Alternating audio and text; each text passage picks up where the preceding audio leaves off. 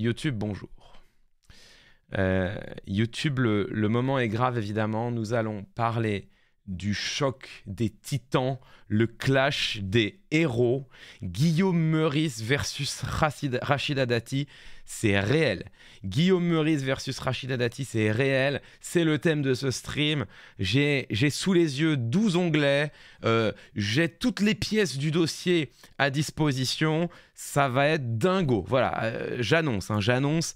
Prépare-toi YouTube. Prépare-toi, on est sur quelque chose de grand. Voilà, ça ce sera tout à l'heure évidemment. Je lance le replay un peu plus tôt. On était en papotage là avec Twitch, tout ça. Et je lance, donc abonne-toi à YouTube évidemment. Hein, bientôt les 100 000. Bientôt même YouTube dépasse Twitch. Hein. On est 86 000 sur YouTube, sur Twitch. Et on est 85 000 sur YouTube.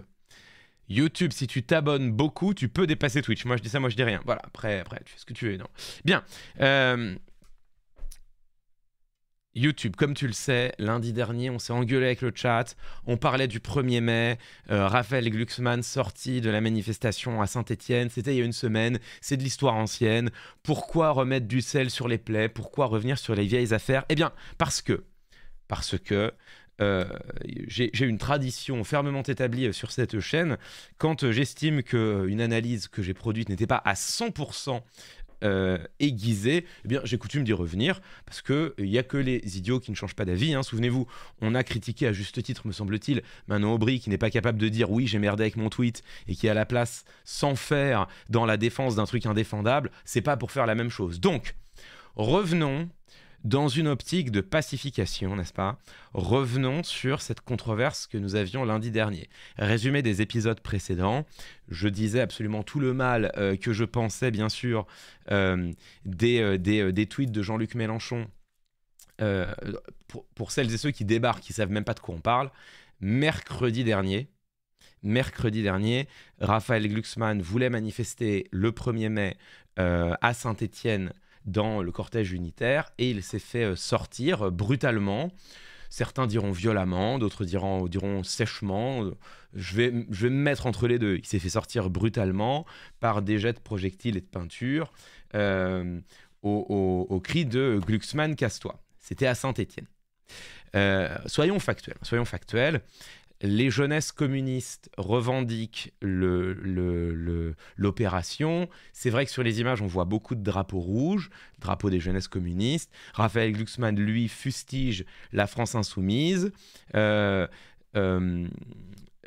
Mélenchon, dans un premier temps, condamne l'événement sans soutenir Raphaël Glucksmann dans un premier tweet, puis dans un deuxième tweet exige les excuses de Raphaël Glucksmann en disant « Vous nous avez ciblés, nous, alors que c'est les jeunes communistes, vous n'avez pas honte, excusez-vous ». Et enfin, dernière pièce du puzzle, les chaînes d'infos diffusent quelques heures plus tard, donc ça c'est la temporalité, hein, quelques heures plus tard, l'interview d'un militant La France Insoumise, dont on apprendra plus tard que ça n'était pas un militant, mais un candidat aux législatives La France Insoumise, candidat suppléant certes, mais candidat tout de même.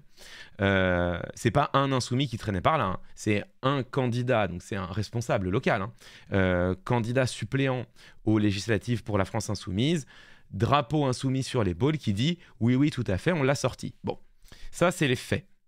Alors moi, ce que j'en ai dit, j'ai expliqué que c'était des méthodes absolument scandaleuses, qu'on ne pouvait pas interdire à sortir quelqu'un d'une manifestation, a fortiori la manifestation unitaire du 1er mai pour les travailleurs, que quelle que soit l'opinion que l'on se fait de Raphaël Glucksmann, j'ai dit que c'était selon moi tout à fait inadmissible, tout à fait inacceptable.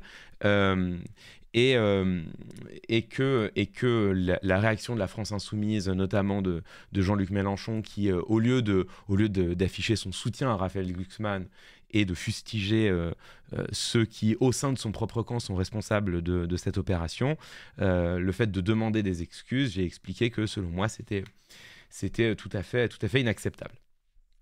Voilà, factuellement, ce qui s'est passé, ce que j'en ai dit. Alors, maintenant, plusieurs précisions pour solder les comptes et puis ensuite on avance. Pour solder les comptes et puis pour vous donner des vraies infos. Donc, Vous avez été plusieurs à vous émouvoir, dont un militant insoumis qui m'a envoyé un long message tout à fait poli et argumenté, donc que j'ai lu avec grand intérêt, auquel j'ai répondu, qui m'a envoyé un message pour me dire, je vous résume, salut mon cher Ferdi, incroyable mais vrai, je vous résume le contenu du message. Le message disait, grosso modo, que une partie des insoumis présents sur le chat avait été blessée par le fait que Raphaël Glucksmann, mais aussi le discours médiatique, mais aussi moi-même, avions fustigé les insoumis, principalement, en ne parlant qu'à peine des jeunesses communistes, alors que les jeunesses communistes ont revendiqué l'opération et que si des insoumis étaient présents, ils n'étaient présents que marginalement. Et donc là-dessus, en réalité, je comprends ce sentiment. Voilà, je comprends ce sentiment. Et effectivement, j'imagine très bien comment est-ce que pour un militant de la France Insoumise, voir un événement revendiqué par les jeunesses communistes, voir un événement dans lequel effectivement on voit de très nombreux drapeaux rouges flotter, beaucoup plus que des drapeaux insoumis, que effectivement on a. Ça ne veut pas dire qu'il n'y en a pas. Le fait qu'on ne les voit pas sur les images ne veut pas dire qu'il n'y en a pas. Mais c'est vrai que sur les images, on en décèle peu ou pas. Pas en ce qui me concerne. Donc effectivement, je comprends le sentiment d'injustice qu'il peut y avoir. C'est la première chose. Et voilà, je dis qu'effectivement, je comprends tout à fait ce sentiment. Deuxième chose, moi-même, emporté dans la chaleur de la controverse, j'ai eu un mot que je retire parce que je pense qu'il n'était pas bon. J'ai expliqué que sortir Manu Militari des gens d'une manif, j'ai expliqué que c'était des méthodes fascistes. Je retire le terme, je pense qu'il n'était pas du tout bon, pas du tout appliqué, à minima exagéré. Et au moment où on est quand même dans un contexte, on y reviendra un jour, mais on est quand même dans un contexte pré-fasciste en France, je pense que le mot était vraiment pas heureux. Donc je retire ce mot-là. Donc voilà pour les amendements à ce que j'ai dit. Et c'est important parce que quand on n'est pas tout à fait juste dans ses propos et que ça blesse des auditeurs, il faut avoir l'intelligence de reconnaître que l'expression n'était pas parfaite. Et donc retirer ces mots, n'est-ce pas, hein? Contrairement à certains qui disent ne reculez jamais, ça ne sert à rien, fin de citation, Jean-Luc Mélenchon à Sciences Po. Moi je pense que quand on a dit une bêtise, il faut avoir au contraire l'humilité de le reconnaître et que ça sert à tout le monde. Voilà, ça permet d'apaiser les controverses et de montrer qu'on n'est pas buté dans ses convictions. Maintenant, sur le fond, cette discussion que j'ai eue avec vous n'a pas changé mon opinion. Et je vais vous l'argumenter parce que je vais vous l'argumenter en vous donnant des infos que j'ai pas pu vous donner lundi parce que j'avais pas demandé l'autorisation de les révéler. Il se trouve que j'ai depuis le début de la campagne, en réalité, j'ai des échos internes directs de la campagne de Glucksmann. Je précise tout de suite, avant que vous en concluiez toutes et tous que en fait je suis un atroce glucksmannien infiltré, j'ai des échos internes d'absolument toutes les campagnes, y compris celle du Rassemblement national. C'est en partie, ça fait partie des obligations, enfin pas des obligations, mais ça fait partie des attendus de mon métier. Ça me permet d'essayer d'être le plus aiguisé possible sur mes analyses. Donc j'ai des échos internes de toutes les campagnes via plein de canaux en fait, via des contacts personnels, via Radio France, via des journalistes politiques. Donc comme beaucoup de journalistes, alors moi je suis pas journaliste, mais comme beaucoup d'analystes, de commentateurs de la vie politique, j'ai des échos internes des différentes campagnes. Et notamment j'ai des échos internes de la campagne de Glucksmann.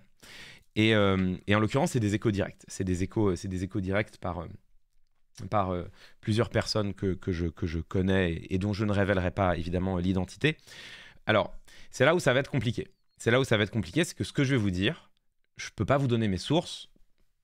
Je peux pas vous donner mes sources pour des raisons qui sont tout à fait évidentes. Il est impossible pour moi de vous révéler quelles sont les personnes qui me filent des infos à l'intérieur de telle ou telle campagne, notamment celle de Raphaël Glucksmann. Donc, le problème, c'est que là, vous allez devoir me croire. Alors, vous me croyez pas. j'ai envie de vous dire. Moi, je vous dis les infos qu'on m'a transmises, des infos auxquelles, à titre personnel, je fais confiance. C'est des gens à qui je fais en fait entière confiance. Donc, je vais vous dire moi ce qu'on m'a dit. Pour vous, ça commence à ressembler quand même à une chaîne de transmission un peu longue. Donc, si vous voulez croire que c'est pas vrai, ou que j'exagère, ou que on m'a intoxiqué, ou que je tente de vous intoxiquer, bah croyez-le. Écoutez, moi, je vous dis les infos que j'ai, celles dans lesquelles je fais confiance et qui guident mon analyse. Ce qu'on me dit depuis des semaines, et en réalité, c'est pas une surprise parce que Raphaël Glucksmann en a parlé la semaine dernière. Mais en fait, ça fait des semaines qu'on me le dit. Ce qu'on me dit depuis des semaines, c'est que Raphaël Glucksmann et les membres et ses colistiers et colistières sont l'objet de dizaines de milliers de messages au mieux injurieux, au pire menaçants sur les réseaux sociaux. Des dizaines de milliers. Ils ne l'ont pas publicisé parce qu'ils n'ont pas voulu faire ouin-ouin.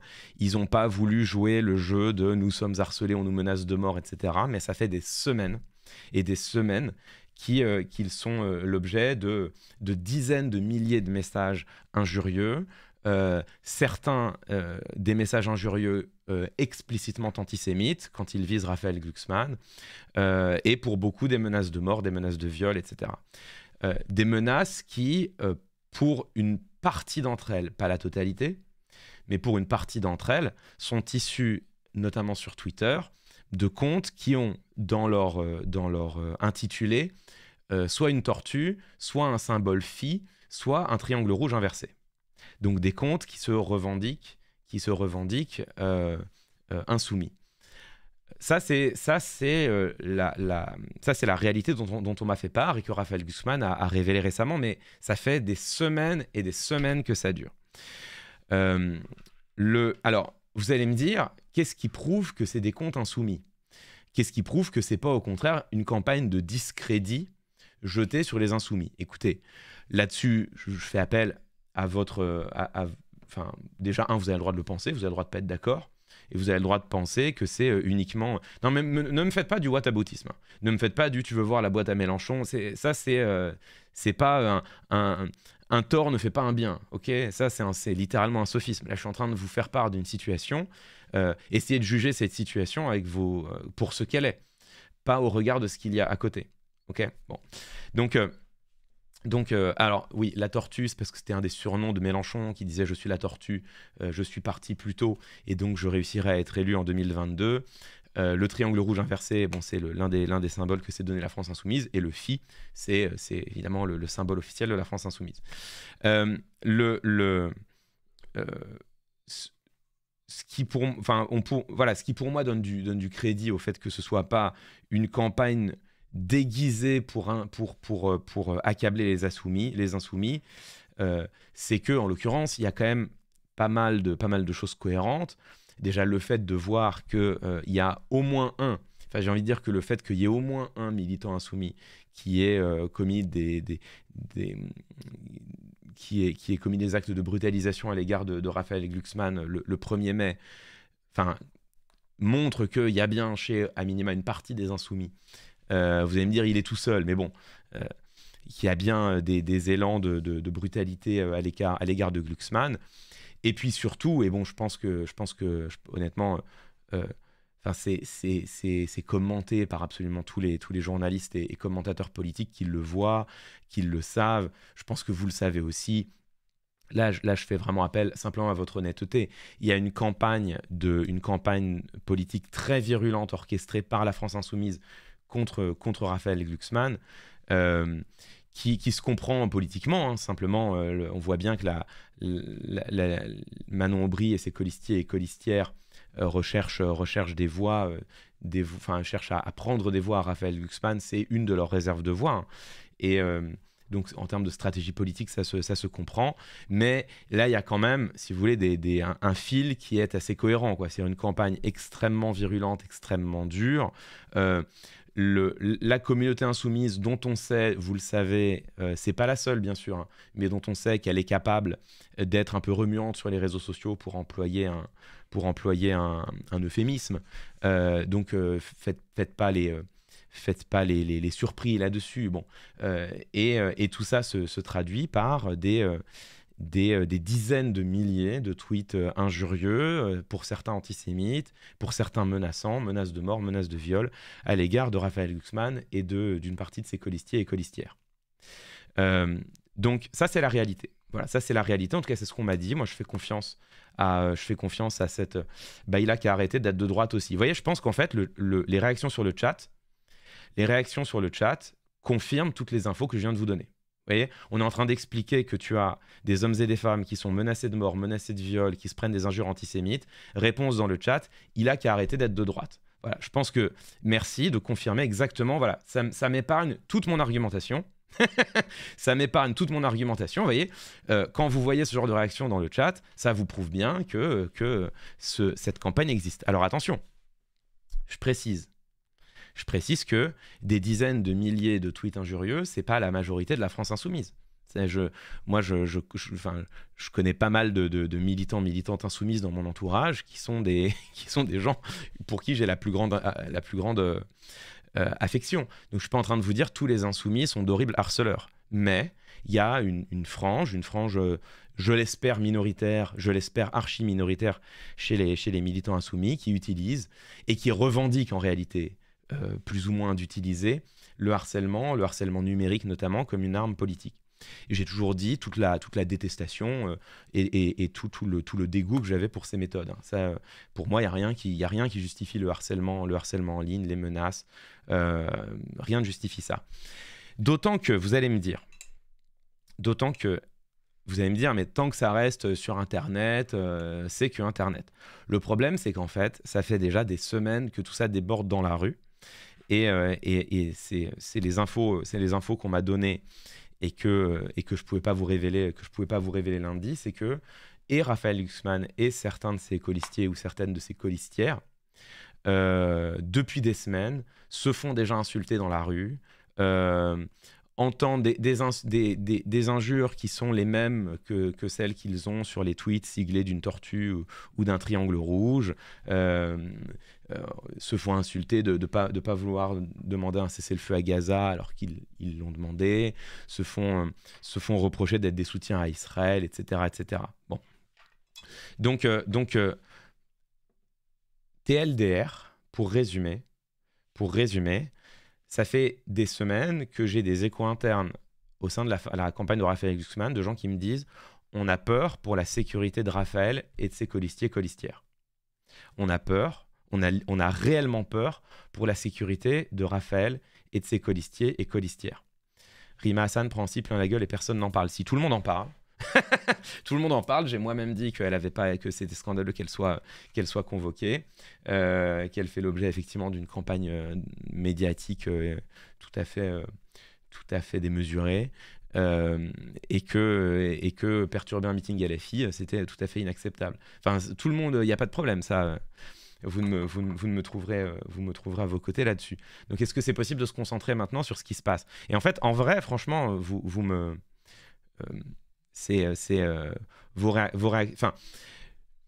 je vous invite vraiment chaleureusement et sereinement. Je parle à une partie du chat. Je vous invite déjà, effectivement, comme le dit Nawal, tranquille, genre serein. Là, on est en train de discuter. Ok, je vous donne des infos internes que j'ai eues. Déjà, écoutez, c'est des infos exclues, tu vois. Donc déjà, vous pourriez être intéressé. Et ensuite, je vous invite vraiment à réfléchir à ce que vous êtes en train de dire sur le chat. Et je vous invite vraiment à réfléchir à ce que vous êtes en train de légitimer. Vraiment, je vous invite vraiment... En réalité, ce qui est terrible, c'est que avec vos réactions sur le... Ça a toujours existé et jamais d'action. Non, mais Jean-Luc Mélenchon, qui a été ciblé lui aussi par de la violence politique, par des tentatives d'attentat, c'est scandaleux. Et je l'ai à chaque fois... Je ne sais pas si j'ai eu l'occasion de m'exprimer sur ces sujets, mais si j'avais eu l'occasion de m'exprimer sur ces sujets, je l'aurais à chaque fois condamné. Je ne fais pas de deux poids, deux mesures. L'utilisation du harcèlement ciblé comme une arme politique m'inspire le plus grand dégoût d'où qu'il vienne.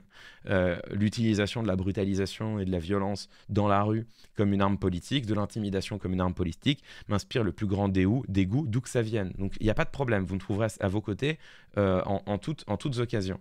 Là maintenant, est-ce qu'on peut se concentrer sur ce dont on parle? Et parce que sinon, si à chaque fois que tu veux parler d'un sujet, tu es obligé de parler de tous les autres, bah, tu peux plus parler de rien, d'accord? Bon, donc maintenant que j'ai dit ça, j'espère que vous l'avez entendu.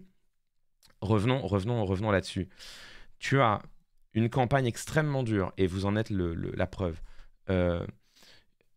impulsée par les cadres, orateurs, oratrices de la France Insoumise contre Raphaël Glucksmann, qui se traduit en ligne par du harcèlement ciblé, avec des menaces, encore une fois, avec des menaces, des messages qui sont insupportables, enfin bon, dont Raphaël Glucksmann a parlé récemment. Tu vois, quand tu as un candidat qui commence à se faire insulter de sale juif et de sale youpin, ben, je veux dire, posez-vous des questions, tu vois. Enfin, posez-vous vraiment des questions de ce qui est en train de se passer, et de ce qui est en train d'exister dans vos rangs. Enfin, ça devrait aller à l'encontre de tout ce en quoi vous croyez. Et je ne doute pas d'ailleurs que ça aille à l'encontre de tout ce en quoi vous croyez. Donc, sachez, comme moi, dont les mots dépassent ma propre pensée et qui est capable de dire oui, là j'ai un peu déconné, soyez capable de dire oui, les gens qui disent ça sont des ordures, pas en notre nom, c'est scandaleux. Et si vous n'êtes pas capable de faire ça, là encore une fois, ça commence à poser quand même des vraies questions. Bon. Donc, on me disait depuis longtemps, hein, je savais depuis longtemps que l'équipe de Raphaël Glucksmann craignait pour la sécurité de Raphaël Glucksmann et de ses colistiers et colistières. Ce qui est terrible, d'en arriver là dans les campagnes électorales aujourd'hui. Pourquoi ne pas porter plainte? Parce que le choix stratégique, parce que justement le choix stratégique fait par l'équipe, c'est de pas publier. Ça a été longtemps de pas publiciser ça, de pas vouloir se faire passer pour des victimes, et surtout eux, ce qu'ils disent, c'est ça nous intéresse pas de rentrer dans une guerre avec les insoumis, ça nous intéresse pas de faire tout un arc de campagne où on parle des insoumis, de ce qu'on reçoit, etc. Nous, ce qui nous intéresse, c'est de cibler l'extrême droite. Eux, c'est ce qu'ils disent. Bon, donc voilà, et c'est ce qui a emporté leur décision. J'ai même une source interne qui m'a dit, mais Clément, en fait, j'ai une source interne, quand je lui ai dit, mais est-ce que je peux révéler ça, qui m'a dit, écoute, franchement, oui, dis-le. Non seulement dis-le, mais appelle au calme. Alors, je sais que ma voix n'a absolument aucun écho, mais bon, c'est vers là que je tends. Et cette source interne m'a dit la chose suivante, m'a dit, mais tu sais, Clément, le pire, c'est que nous, notre intérêt, c'est de laisser filer. Nous, notre intérêt, c'est d'attendre que Raphaël Glucksmann se prenne un pain d'un type qui a un drapeau ou un sigle insoumis sur son manteau. Notre intérêt, c'est d'attendre ça, parce que il va y avoir un élan de solidarité pour nous, et potentiellement, le jour où ça arrive, la liste de Manon Aubry fait moins de 5%. Donc ça, c'est ce qu'on m'a dit. On m'a dit, nous, notre intérêt politique, c'est au contraire de laisser ça prospérer, de jouer les victimes. Mais la source en question me dit, le problème, c'est que là, on commence à craindre vraiment pour leur sécurité, pour la sécurité des colistiers. Et donc, il faut calmer le jeu, là. Il faut calmer le jeu. Maintenant, sur le 1er mai. Sur le 1er mai, alors c'est là où je peux... Alors là, je vais vous dire un truc que je peux pas vous dire comment j'ai l'info, je peux pas vous dire comment eux ont l'info, donc je vous le dis, vous me croyez pas, de toute façon, je vous dis l'info que moi j'ai et en laquelle moi j'ai confiance. En fait, le 1er mai, quand Raphaël Glucksmann, Aurore Lalucq, une partie de leurs colistières se rendent ce cynisme. Non, mais justement, c'est pas ce cynisme, c'est justement l'inverse. C'est s'ils étaient cyniques, ils laisseraient filer.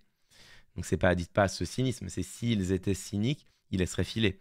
Mais ce genre de calcul électoraux, tout le monde le fait. C'est pas de la belle politique, mais tout le monde le fait. En tout cas, tout le monde y réfléchit. Donc c'est pas du cynisme, au contraire. Le cynisme, ce serait justement de parier là-dessus, d'attendre que tout s'envenime, de même jeter de l'huile sur le feu. S'ils étaient cyniques, ils jetteraient de l'huile sur le feu en attendant de se prendre un pain, tu vois. Bon. Donc bon. Les infos que moi j'ai, c'est que, en fait, le 1er mai, comment je peux dire ça sans... Bon. Grosso modo, l'équipe de Raphaël Glucksmann a des échos en se rendant à Saint-Étienne. Ils savent qu'il y a une opération qui est en préparation. Ils savent qu'il y a une opération qui est en préparation. Ils ont eu l'info. Parce que l'info a tourné sur des boucles Telegram et que tout le monde est un peu infiltré sur toutes les boucles Telegram. Donc quand ils y vont, ils savent. Ils décident d'y aller néanmoins parce qu'ils disent on va pas se laisser intimider, nous on veut manifester à Saint-Étienne, c'est l'action de campagne qu'on a décidé, on est légitime, personne ne nous empêchera d'aller manifester. Bon, Ça, vous en pensez ce que vous voulez. Mais le fait est qu'ils décident d'aller manifester à Saint-Étienne comme ils en ont le droit et comme ça ne devrait poser aucun problème, en sachant que leur venue a été repérée. Ils l'avaient annoncé avant, hein. Donc leur venue a été repérée et ils savent qu'il y a une opération qui se prépare contre eux. Ils se disent on y va quand même, on prend le risque, on va pas se laisser intimider. Et ils savent que dans les boucles Telegram, dans les organisateurs, dans les militants enfin, ils savent que cette info, je vais le dire comme ça, cette info d'une opération contre eux, elle a tourné certes à l'initiative des jeunesses communistes, mais qu'elle a aussi tourné dans la boucle des militants insoumis. Donc eux, l'info qu'ils ont, qu'ils me donnent, je ne peux pas vous dire comment ils l'ont, je vous l'ai un peu dit d'ailleurs, c'est qu'ils savent qu'il y a une action contre eux, ils décident d'y aller malgré tout, et ils savent que l'action émane des jeunesses communistes, de Révolution permanente et de la France insoumise, en tout cas que c'est des militants des 3 organisations qui sont à l'origine de ça. Ça, c'est l'info qu'ils ont. C'est ce qui amène, donc ils y vont malgré tout, en se disant on prend le risque, on va pas nous empêcher de manifester, ce qui pour le coup, enfin là, me semble tout à fait normal et compréhensible. T'es un responsable politique, tu te laisses pas intimider, t'as décidé d'aller manifester à un endroit, tu l'as annoncé, t'y vas et c'est tout, tu vois, t'y vas et c'est tout, et tu te dis si ça pète, ça pète, mais personne ne m'empêchera de manifester. C'est la seule chose possible selon moi. Ils y vont, ils se font sortir brutalement, et c'est ce qui explique que derrière, ils ciblent tout de suite la France insoumise. En fait, ils y vont pour faire une bonne vidéo. Non, mais vous êtes enfin bon, je suis pas d'accord avec vous, je pense que vous avez un peu perdu votre boussole. Je pense que vous avez un peu perdu votre boussole, tu vois. Enfin, genre, je vous rappelle que quel intérêt d'argumenter devant des gens qui n'écoutent pas. Je m'en fous, moi j'aurais argumenté, j'aurais donné les infos que j'ai, j'aurais dit ce que j'ai à dire. Si les gens veulent pas écouter, les gens veulent pas écouter. Écoutez, on n'a jamais de garantie de convaincre. Par contre, on a dans certains cas le devoir d'essayer. Donc je vous dis ce que je pense, je vous dis les infos que j'ai, vous en faites ce que vous voulez. À partir de là, moi je suis plus responsable. Par contre, honnêtement, vos réactions, je trouve, vos réactions sont vraiment révélatrices. En fait, vos réactions sont révélatrices de tout ce que je dis, quoi. Il n'y a pas de boussole perdue, ce type est une horreur. Non, mais en fait, enfin bon, ce type est une horreur, dans ce cas-là, battez-le par des arguments, battez-le dans les urnes, en fait. En fait, c'est génial, quoi. C'est génial, c'est que vos réactions confirment tout ce que je suis en train de dire. Enfin, vraiment, j'ai même pas besoin de... Vous voyez, j'ai même pas besoin d'essayer de vous convaincre que tout le harcèlement en ligne dont je vous parle est vrai, puisque il suffit de lire vos réactions. Il y a une bonne partie d'entre vous que ça ne choque pas et même qui le légitiment, qui disent mais ça c'est très bien. Donc bon, c'est parfait. À la limite comme ça m'épargne moi tout un pan de mon argumentation. Donc je finis, je vais au bout. C'est la raison pour laquelle Raphaël Glucksmann, dès l'après-midi, cible les insoumis. Il se permet de cibler les insoumis parce que, de son point de vue, si vous vous mettez dans les bottes de Raphaël Glucksmann, juste une seconde. En fait, Glucksmann, ça fait depuis le début de la campagne qu'il fait l'objet de critiques extrêmement virulentes de la part de la France insoumise. Alors, c'est le jeu politique, vous allez me dire, mais il sait qu'il fait l'objet de critiques très virulentes de la part des orateuristes insoumis et insoumises. Il sait qu'en parallèle, depuis des semaines et des semaines, il fait l'objet d'une campagne de harcèlement ciblée avec menaces, injures antisémites qui vient notamment d'une partie des insoumis sur les réseaux sociaux. Il sait que cette violence a déjà... En tout cas, cette campagne a déjà débordé dans la rue contre lui et contre certains de ses colistiers, certaines de ses colistières qui se sont fait insulter dans la rue. Donc il sait que le passage du numérique au réel s'est déjà produit. Il a eu des infos selon lesquelles il y a une partie des organisateurs de l'action du 1er mai sont des insoumis. Il fustige les insoumis. Voilà pourquoi il fait cette décision. Il prend cette décision que, me semble-t-il, à titre personnel, je comprends. Voilà. Décision qu'à titre personnel, je comprends. Je pense que quand tu retraces la ligne temporelle comme ça, tu peux comprendre qu'ils réagissent ainsi. Et derrière les réactions des leaders insoumis, me semble-t-il, lui donnent raison. On va pas retourner voir les tweets et tout, mais je vous rappelle Jean-Luc Mélenchon qui lui demande de s'excuser, qui, est incapable de le soutenir, tu vois, qui condamne l'action tout en étant incapable de soutenir Raphaël Glucksmann. C'est déjà, me semble-t-il, extrêmement... c'est en dessous de ce qui était attendu, me semble-t-il, de la part, simplement dans le champ de la compétition électorale républicaine.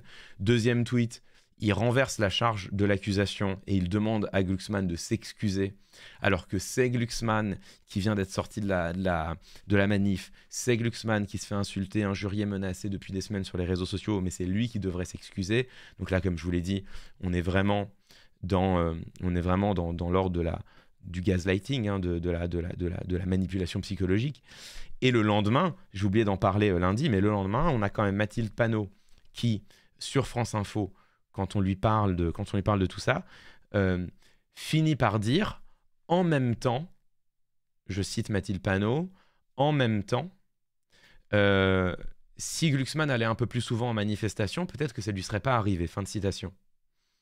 En même temps, peut-être que si Glucksmann allait plus souvent en manifestation, ça ne lui serait pas arrivé. Fin de citation. Donc, on est quand même au niveau de... quelle était la taille de sa jupe. Enfin, on est à ce niveau-là, quoi. C'est-à-dire que c'est Glucksmann qui se fait sortir d'une manif et la présidente du groupe Insoumis, dont un des militants, plus qu'un des militants, un des responsables, a été pris la main dans le sac, a participé à l'opération, qui le lendemain lui dit mais c'est quand même un peu de sa faute, quoi. C'est-à-dire il s'est fait sortir, mais c'est de sa faute. Bon. Donc voilà, pour moi dans tout cela, il y a une sorte de volonté tacite,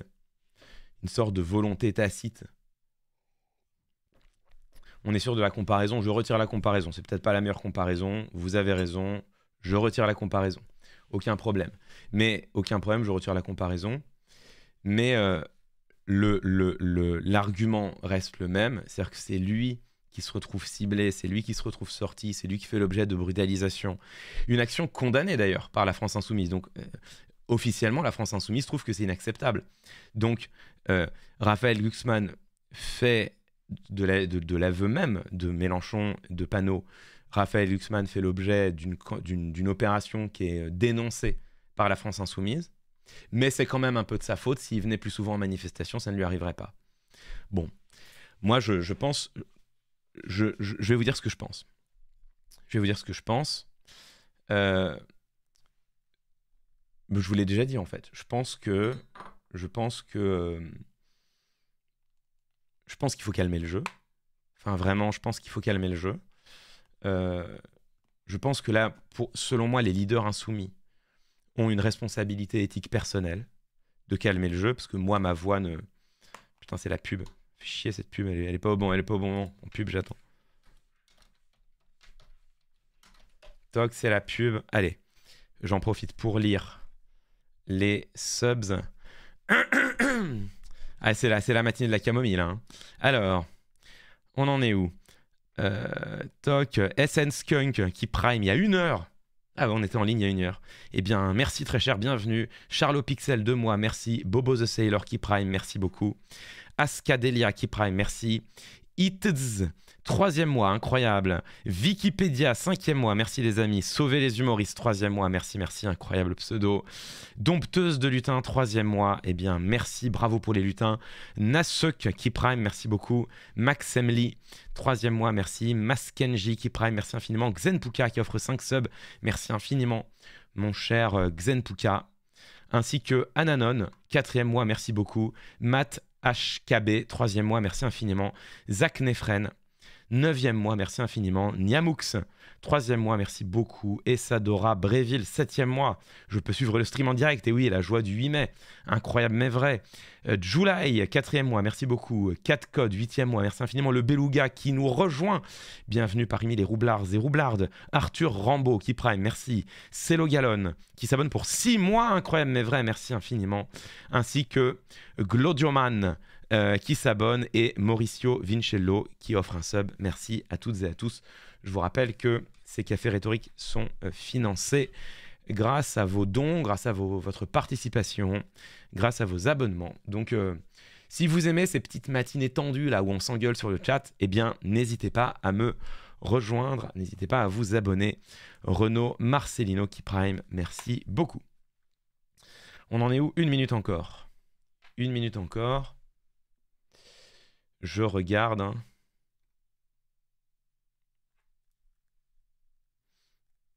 Ouais, mais Bubu Radical qui cite le tweet de Mélenchon, qui désapprouve, donc qui dénonce l'action sans soutenir Raphaël Glucksmann, et au contraire, hein, regardez, du coup je cite le tweet, hein, cette action fournit une diversion médiatique contre le 1er mai et un rôle de victime à Glucksmann qui en profite pour nous accuser. Tu vois, c'est un tweet où tu dénonces l'action, mais en même temps, tu tapes quand même sur celui qui en a été victime. Tu vois, c'est vraiment en dessous de ce qui était attendu, me semble-t-il.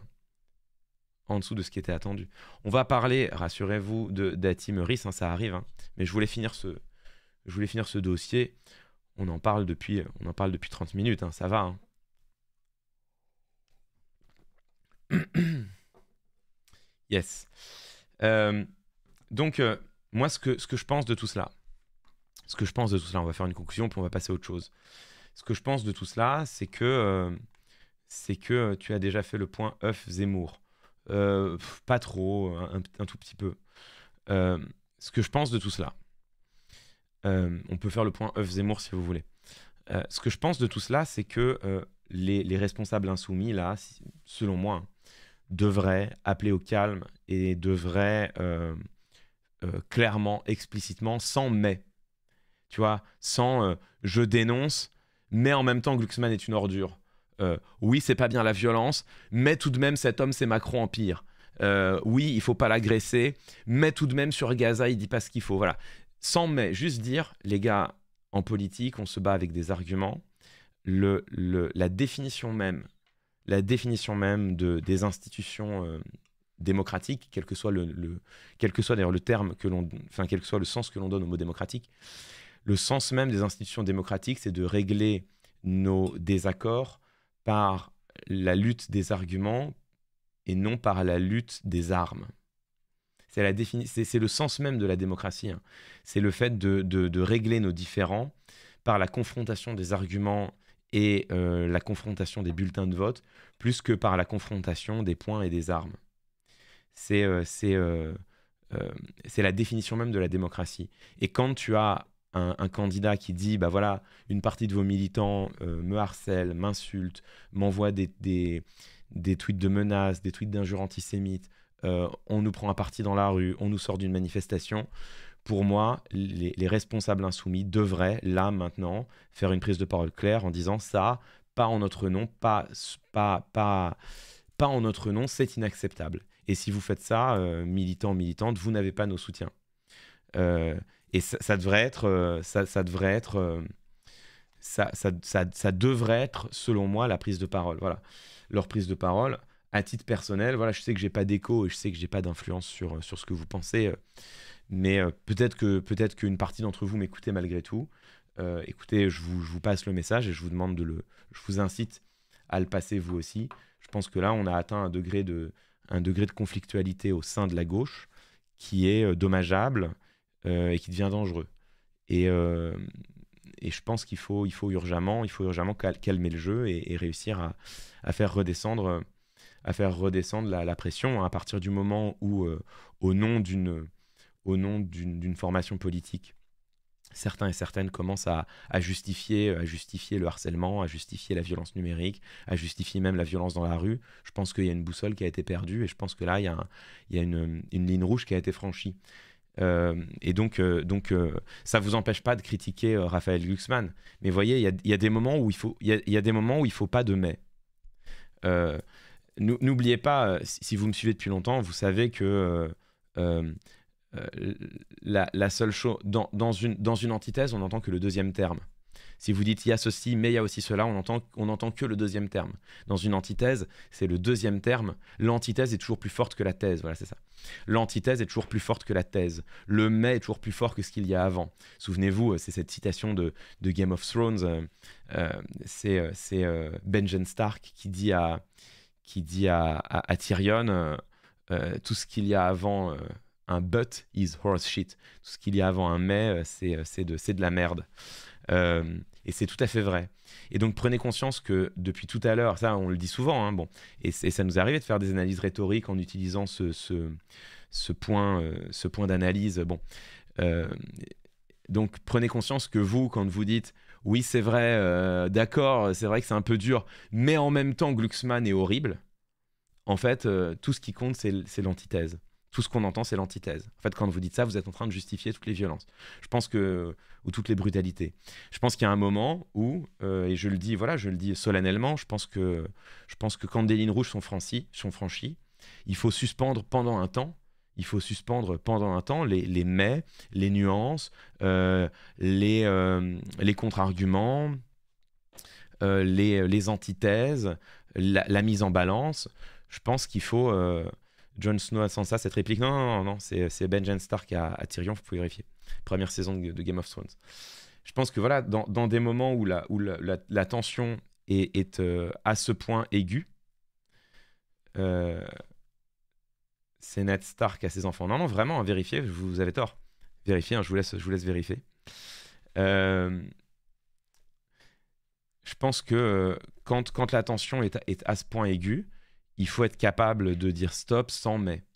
Voilà, il faut être capable de dire stop, pas en notre nom, pas au nom de la France insoumise, pas au nom des idéaux qu'on défend, sans mais c'est vrai que Glucksmann est horrible, mais c'est vrai qu'on le déteste, mais c'est vrai que vous avez le droit de pas être d'accord avec lui, vous avez le droit d'estimer que c'est Macron en pire ou que c'est Macron en pareil, que c'est un Hollande bis. Enfin, il n'y a pas de problème. Et ça, vous avez le droit, vous, de le penser. Moi-même, j'ai eu l'occasion, je l'ai dit lundi, d'exprimer certaines critiques à l'égard de Raphaël Glucksmann. Hein, comme je vous l'ai dit, moi, la position qu'il a prise sur Sciences Po, en disant qu'il trouvait normal que Sciences Po ait été évacué il y a 2 semaines maintenant. C'était il y a pile 2 semaines. Bon, bah, j'ai dit que pour moi, là, c'est une prise de parole avec laquelle je suis en grand désaccord, que, au contraire, pour moi, un responsable de gauche devrait commencer par rappeler la franchise universitaire, rappeler le fait que les forces de l'ordre ne rentrent dans les facs que sous dans des contextes et des circonstances exceptionnelles, et j'ai regretté que ce soit pas ce qu'est dit Raphaël Glucksmann. Et là, pour moi, effectivement, il y a une prise de parole qui n'est pas du tout à la hauteur de ce que, surtout quand on voit la controverse que derrière a entraîné Sciences Po et ce que les militants et militantes de Sciences Po se prennent sur la poire médiatiquement depuis 2 semaines. Je pense que ça, c'était pas du tout à la hauteur. Donc, vous voyez, il n'y a pas de problème. Hein. C'est pas... moi aussi, je suis capable d'émettre des critiques à l'égard de Raphaël Glucksmann, de ses prises de position. Ne prenez pas là ma parole comme un soutien, un appel à voter ou quoi que ce soit. Comme je l'ai toujours dit, moi je revendique des convictions, mais je suis l'homme ni d'un camp, ni d'un parti, ni d'un candidat. Et quand des oratoristes qui peuvent défendre des valeurs dans lesquelles je me reconnaisse ont des prises de position qui me ulcèrent, je n'ai absolument aucune difficulté à le dire. Donc voilà, on a parlé lundi de Manon Aubry et de son tweet. On vient de parler là de Glucksmann et de Sciences Po. Donc vous voyez, on peut avoir des critiques politiques.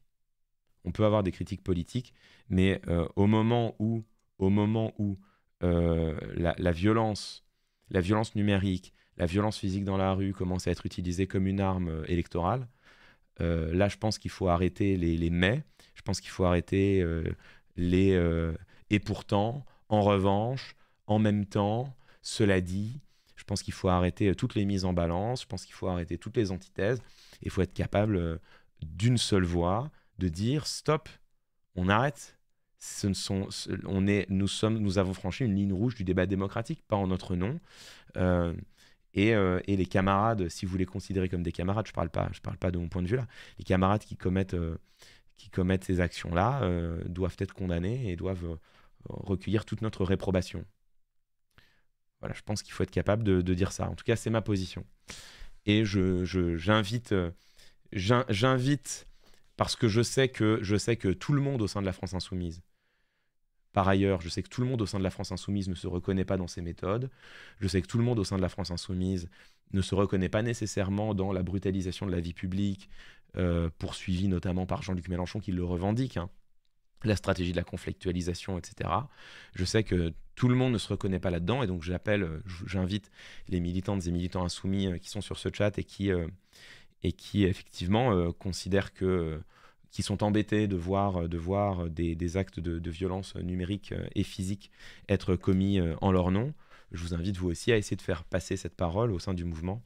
Je pense que là, il est urgent que les choses se calment et qu'on soit capable de finir cette campagne électorale en se confrontant à l'aide d'arguments, mais pas à l'aide de tweets de menaces ou à l'aide d'actions violentes dans la rue.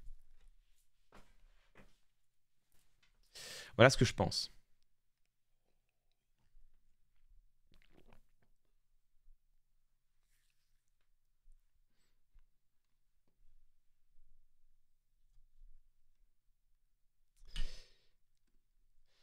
Benjen dit à Tyrion, un jour mon frère m'a dit blabla, donc oui, Ned Stark. Oui, non mais d'accord. Mais en fait, dans la série, c'est Benjen Stark qui le dit. Là, vous jouez sur les mots. Là, vous jouez sur les mots pour essayer de vous sauver. Parce que je vous ai battu en référence pop culture. là, je vous ai vraiment mis la pâtée en référence pop culture. Alors voilà, on joue sur les mots.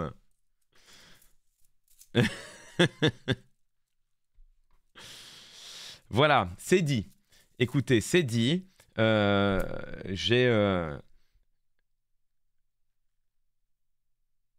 J'ai déjà vérifié, c'est Jon Snow à Sansa lors de leur retrouvaille. Celle de Benjen. Non mais Benjen, il y a l'antériorité. C'est Benjen qui... Ils le disent tous. Mais la première ref, c'est Benjen. Voilà, c'est Benjen. C'est tout, hein. C'est tout, c'est Benjen Stark, c'est tout. Après, les autres, ils copient, tu vois. Mais à la base, c'est Benjen Stark. Bien. Écoutez, je suis en retard, j'ai loupé trop de choses. Bah, on a fait une mise au point sur la France Insoumise le 1er mai, tout ça. On a attiré mon attention en début de semaine sur le fait que mon analyse n'avait pas été tout à fait juste lundi dernier. Et donc, j'en ai convenu, j'ai amendé ce que j'avais dit, retiré certains mots exagérés. Et j'en ai profité pour faire une vraie remise au point une vraie remise au point pour vous dire en tout cas ma position sur l'utilisation de la brutalisation, la violence, le harcèlement comme une arme politique. Au 19e et 20e, la violence politique était bien pire qu'aujourd'hui. Oui, mais c'est vrai. Mais en fait, mais c'est vrai. Et la violence politique, elle est bien pire ailleurs. Hein. C'est-à-dire, t'as des parlements en France où des gens se font casser littéralement les genoux à coups de maillet. Hein. J'ai dit en France, des parlements dans le monde où les gens des députés se font casser les genoux à coups de maillet. Hein. Donc la violence politique, elle peut être bien pire. Mais c'est pas pour ça qu'il faut tolérer. C'est pas pour ça qu'il faut tolérer ce qui se passe aujourd'hui en France. Enfin, encore une fois, hein, comme toujours, c'est pas parce qu'il y a pire ailleurs ou qu'il y a pire autrefois qu'il faut tolérer ce qui se passe aujourd'hui. Bref, on va pas remettre à la mode les assassinats politiques non plus. Voilà, bon écoutez, c'était très important pour moi qu'on fasse cette mise au point. J'ai essayé de la faire le plus paisiblement possible. J'ai essayé de vous donner mon opinion de la manière la plus tranchée, affirmée et en même temps posée et mesurée possible. Donc voilà, maintenant vous en ferez absolument ce que vous voulez. J'estime que j'avais une responsabilité personnelle à faire passer ce message. Ce que vous en ferez, ça pour le coup, ça n'est plus de mon ressort. Hein, j'ai envie de dire, vous êtes libre d'adhérer ou pas à l'argumentation que je viens de vous proposer. Bien. Allez, je lis plus vos messages. J'en ai lu une partie, ça m'a suffi. J'avance. LFI, c'est le mal, c'est Satan. Oui, je sais pas si c'est... voilà, message supprimé, merci. Merci à la modération. Merci à la modération. Hein. Merci à la modération. Comme si tu les lisais avant. Bah ouais, j'essaye de les lire. Après ça va vite. Hein. Tu sais, on est 3500. Quand on est 3500 et que chacun de vous écrivez genre 10 lignes par message, tu sais, je suis un humain. Je ne suis pas ChatGPT, tu vois. donc, bon, mais oui, je vous lis. Mais ça m'a suffi, hein. Ça m'a suffi. J'ai lu des choses qui ont confirmé selon moi, tout ce que je dis. Et puis j'ai vu aussi une partie d'entre vous qui, voilà, n'êtes pas d'accord, mais poliment. Et puis j'ai vu aussi des militants et militantes insoumis dans le chat qui semblent partager à peu près, en tout cas à minima pour partie, ma prise de position. Donc vous voyez, tout est plus tranché. Il faut pas.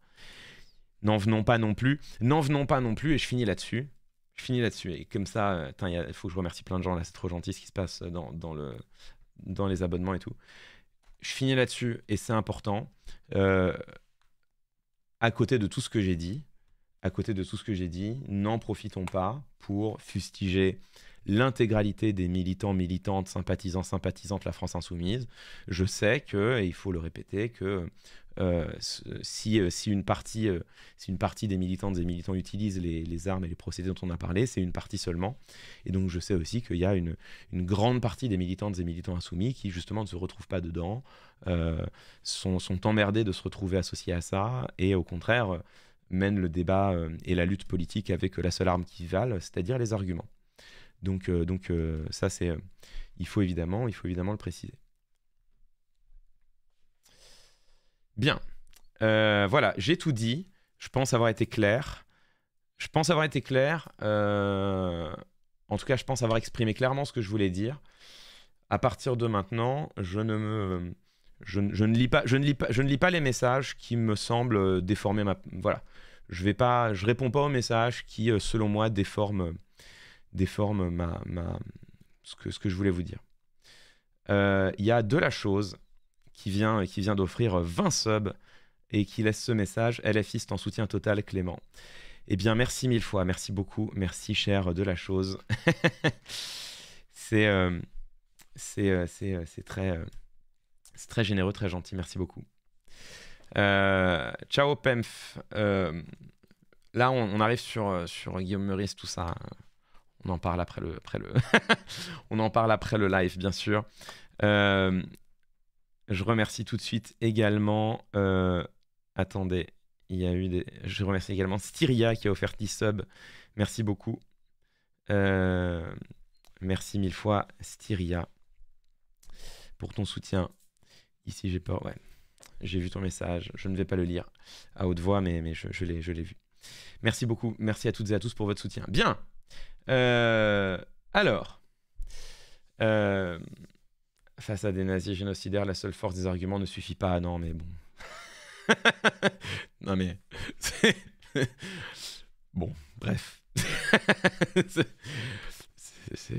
Bref. Allez, hein. Allez. Bisous. Cordialement. Cordialement, des bisous. Le fameux paradoxe de la tolérance qu'on ressort à toutes les sauces. Cordialement, des bisous. Vous êtes fatigant, hein, vous savez. Hein. Vous le savez en plus que vous êtes fatigant. Vous le savez. Hein.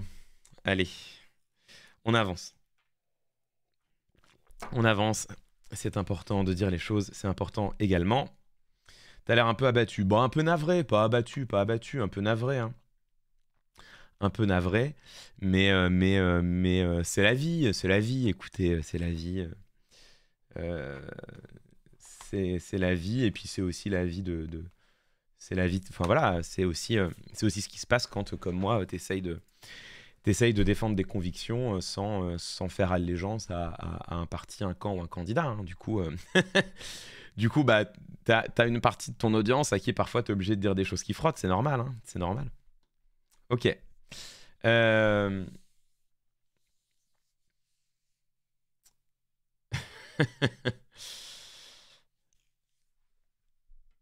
Allez, j'avance, c'est bon, c'est lu, c'est fait, le premier sujet est passé, c'était important de le faire.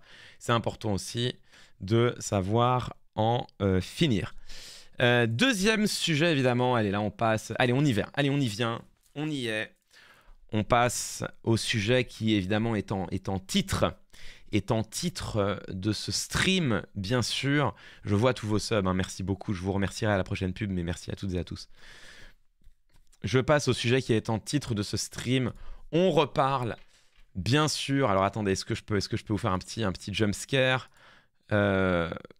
Allez, hop, tiens. Voilà. Ah, très bien, très bien. Allez, c'est parti. Deuxième sujet, on reparle bien sûr du compère Guillaume Meurice. L'affaire Guillaume Meurice suspendu bien sûr il y a un peu moins d'une semaine de l'antenne de France Inter, suspendu pour au moins 2 semaines avant sa convocation pour un entretien préalable à un éventuel licenciement. Tout cela, vous le savez, en cause sa blague réitérée il y a maintenant 10 jours sur Netanyahou, une sorte de nazi mais sans prépuce. On a déjà parlé de ce sujet sur le stream. Mais on n'en a jamais fait une vraie grosse séquence pour une raison simple, c'est que jusqu'à présent, j'avais peu de choses à me mettre sous la dent.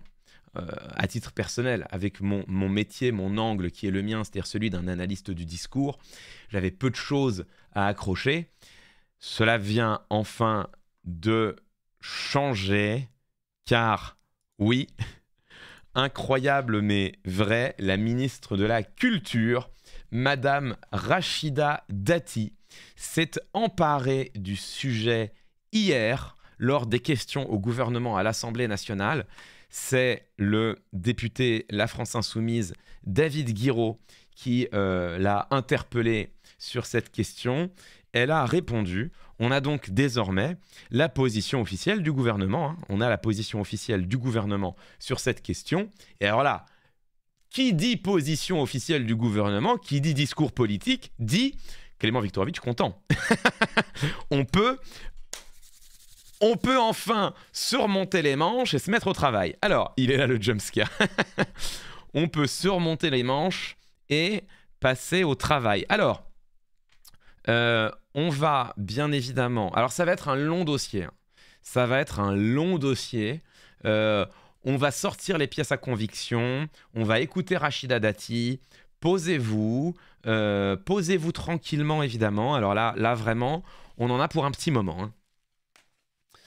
Donc, je vous propose de ne pas écouter la question de David Guiraud. C'est pas ça qui est en cause. Hein. Évidemment, il s'indigne de la décision de suspendre Guillaume Meurice de l'antenne de France Inter. Donc, bon, jusque-là, rien de très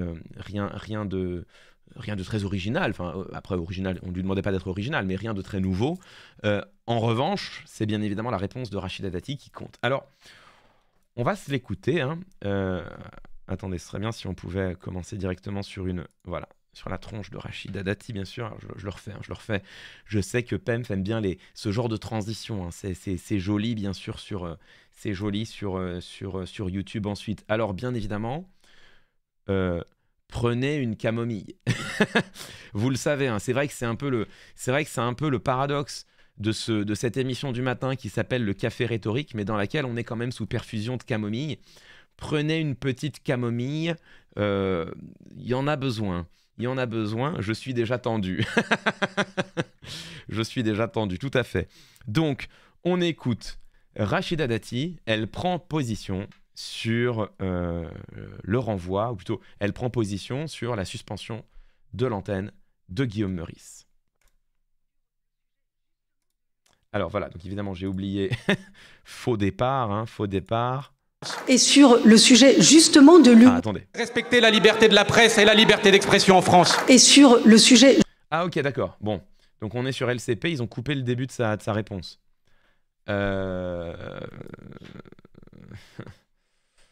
Oui. Ça m'emmerde parce que moi je veux tout. Eh ben c'est pas grave, écoutez.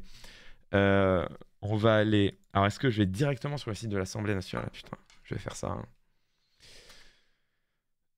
Ah, mais attendez, peut-être que sur le site de LCP, j'ai les questions au gouvernement in extenso. Peut-être. Alors, Faux départ, un peu fort. L'ordre du jour appelle les questions au gouvernement. Oui, je l'ai, 7 mai. Un peu fort, je baisse, pas de problème. C'est vrai que c'est fort pour moi aussi. Hein. L'ordre du jour appelle les questions Ok, Gaël. Très bien. Alors, parfait, David Guiraud. Voilà. Monsieur David Guiraud. Voilà, regardez-moi ça. Très bien. Faux départ, bien sûr. Faux départ. Dommage pour PEMF, absolument. On écoute la réponse. Enfin, plutôt, attendez, j'essaie de le faire propre. Hein. On écoute donc la prise de position de Rachida Dati sur la suspension de Guillaume Meurice.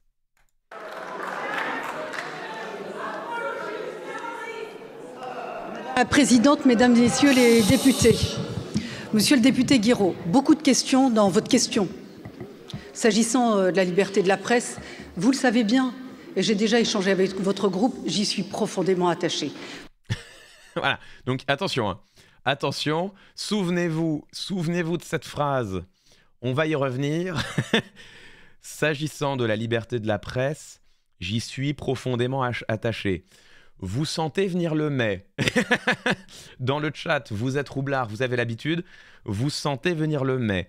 J'y suis profondément attaché. Ok, on écoute. Pour plusieurs raisons, ne serait-ce que par des histoires communes. Donc là-dessus, nous serons intransigeants sur la liberté d'expression, même quand cette liberté d'expression peut parfois atteindre son honneur, je vous le dis. Mais nous sommes attachés à cette liberté d'expression. Bon, donc ils sont attachés à la liberté d'expression. Pour l'instant, pas de mais. Hein. Pour l'instant, pas de mais on a quand même les poils qui se hérissent. Hein. Moi, je souhaitais vous répondre sur un point précis que vous avez évoqué, qui est la situation de Guillaume Meurice. Alors, moi, j'ai souhaité vous... Alors voilà, donc là on y est. Hein. Là, on y est. Guillaume Meurice. Vous avez raison de poser cette question, parce qu'elle peut interroger sur la liberté d'expression. Vous avez raison. Et donc, ce sujet... Et sur le sujet justement de l'humour dans les médias est à évoquer avec mesure, mais sans aucune caricature. Moi, ça ne me fait pas rire. Non, justement, ça ne me fait pas rire, monsieur le député.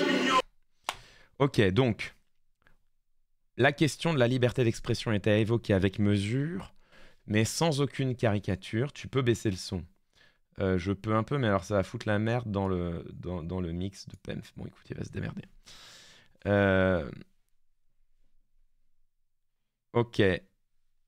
Donc, bon, pour l'instant, elle n'a rien dit. Hein. Pour l'instant, elle a juste dit qu'elle était attachée à la liberté d'expression, mais que effectivement, on pouvait se poser des questions, mais que l'humour, il faut aborder ça sans caricature. Zut. En octobre 2023, vous le savez, l'Arcom... Non, parce que c'est important de le préciser. Alors voilà, là on est dans le fond du sujet.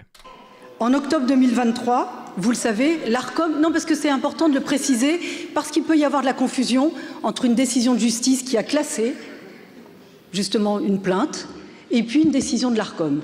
En octobre 2023, l'Arcom avait mis en garde de manière très argumentée. Je vous renvoie aux détails de sa décision. Alors, spoiler, on va aller voir la décision. Voilà, spoiler, on va aller la voir tout à l'heure. Donc là, vous voyez que Rachida Dati fait bien la différence entre deux choses.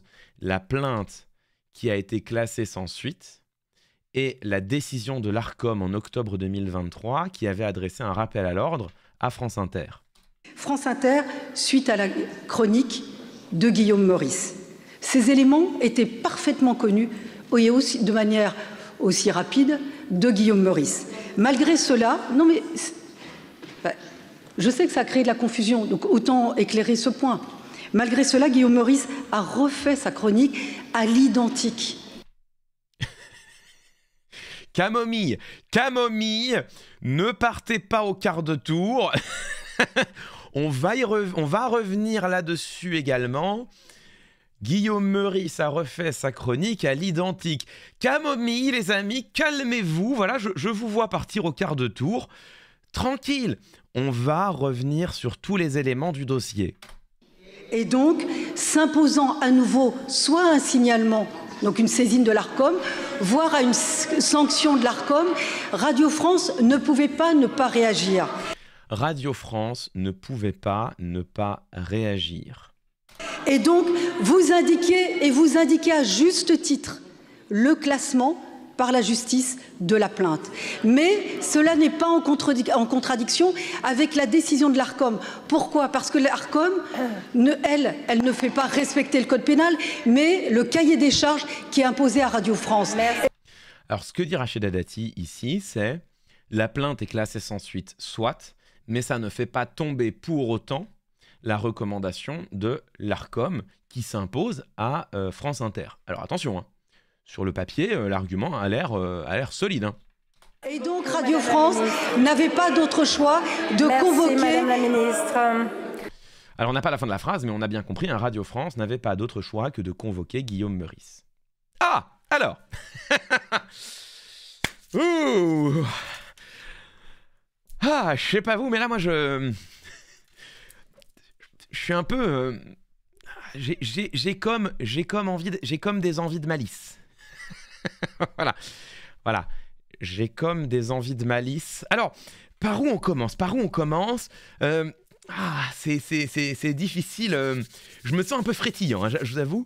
Alors, c'est difficile de savoir par où on commence. Alors, est-ce qu'on commence par... Donc, il y a deux arguments. Hein. Il y a deux arguments. Le premier argument, c'est Guillaume Meurice... Enfin, le premier argument, c'est il y a une plainte de l'Arcom. Enfin, pas non. Premier argument, la plainte a été classée sans suite, certes, mais il y a une mise en garde. Attendez, c'est une mise en garde. Il y a un rappel à l'ordre, hein, c'est ça. Une mise en garde, c'est pas un rappel à l'ordre. La plainte a été classée sans suite, soit, mais il y a un rappel à l'ordre de l'Arcom. Or, Guillaume Meurice a refait sa chronique à l'identique. France Inter, enfin plutôt Radio France, n'avait donc d'autre choix que de le convoquer. C'est ça l'argument de Rachida Dati. Certes, il y a une plainte classée, mais il y a aussi une mise en garde de l'Arcom pour la chronique de Guillaume Meurice. Or, Guillaume Meurice a refait sa chronique à l'identique, donc Radio France n'avait d'autre choix que de convoquer Guillaume Meurice. Voilà, ça c'est le raisonnement de Rachida Dati. Écoutez, ça a l'air correct. Ça a l'air correct. Alors, bon, je vous rappelle que bien sûr, Rachida Dati est magistrate. Hein. Rachida Dati est magistrate, c'est une juriste. Alors, elle nous explique que la plainte de l'Arcom est très bien argumentée. Elle nous invite à aller la voir. Alors évidemment, d'ordinaire, je serais contraint de sortir ma propre malle à malice, mais là, là c'est la malle de Rachida Dati. C'est elle qui nous apporte sa propre malle à malice. Elle nous dit, allez voir. Bon allons voir. Alors, voilà, je suis sur le site de l'Arcom, hein, évidemment. Je suis sur le site de l'Arcom. C'est la mise en garde du 23 novembre dernier. Alors Rachida Dati nous dit que c'est la mise en garde d'octobre, c'est celle de novembre. Mais bon, on va pas tatillonner. Hein, bon. Donc là, c'est la mise en garde de l'Arcom. Hein. Donc là, ce que vous voyez ici, là, c'est l'intégralité du texte. Hein. Donc déjà, vous voyez que la mise en garde vachement argumentée, là, c'est trois courts paragraphes. Déjà, on peut hausser un sourcil, tu vois, on va lire.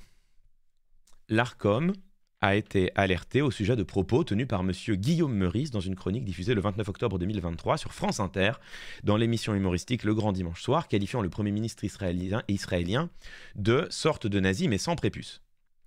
Tout en réaffirmant l'importance qui s'attache à protéger la liberté d'expression des humoristes, l'Arcom a estimé que la chronique en cause, dont les risques de répercussions sur la cohésion de notre société ne pouvaient être ignorés, tout particulièrement dans un contexte marqué par la recrudescence des actes à caractère antisémite, cette chronique a porté atteinte au bon exercice par Radio France de ses missions et à la relation de confiance qu'elle se doit d'entretenir avec l'ensemble de ses auditeurs. Dès lors, l'autorité a mis la société éditrice en garde et l'a appelée à la plus grande vigilance au regard de la situation particulièrement sensible liée au conflit au Moyen-Orient. Alors, déjà, donc on a entendu on va revenir sur la mise en garde de l'Arcom. Hein. Avant de revenir sur la mise en garde de l'Arcom, j'aimerais quand même... alors attention aux yeux, hein, hop, toc, je suis obligé d'enlever mon filtre. Avant de revenir sur la mise en garde de l'Arcom, alors attendez, je cherche... Ok...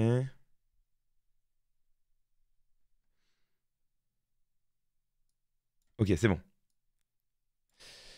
Je suis ici sur le site. Voilà, on va revenir en détail sur l'argumentation de l'Arcom. Vous allez voir, il y a des choses intéressantes dedans. Mais avant, regardons quand même ce que dit Thomas Peyroux dans une tribune publiée sur le site du Nouvel Obs. Thomas Peyroux, qui est professeur de droit public à l'université Panthéon-Assas. Professeur de droit public. C'est pas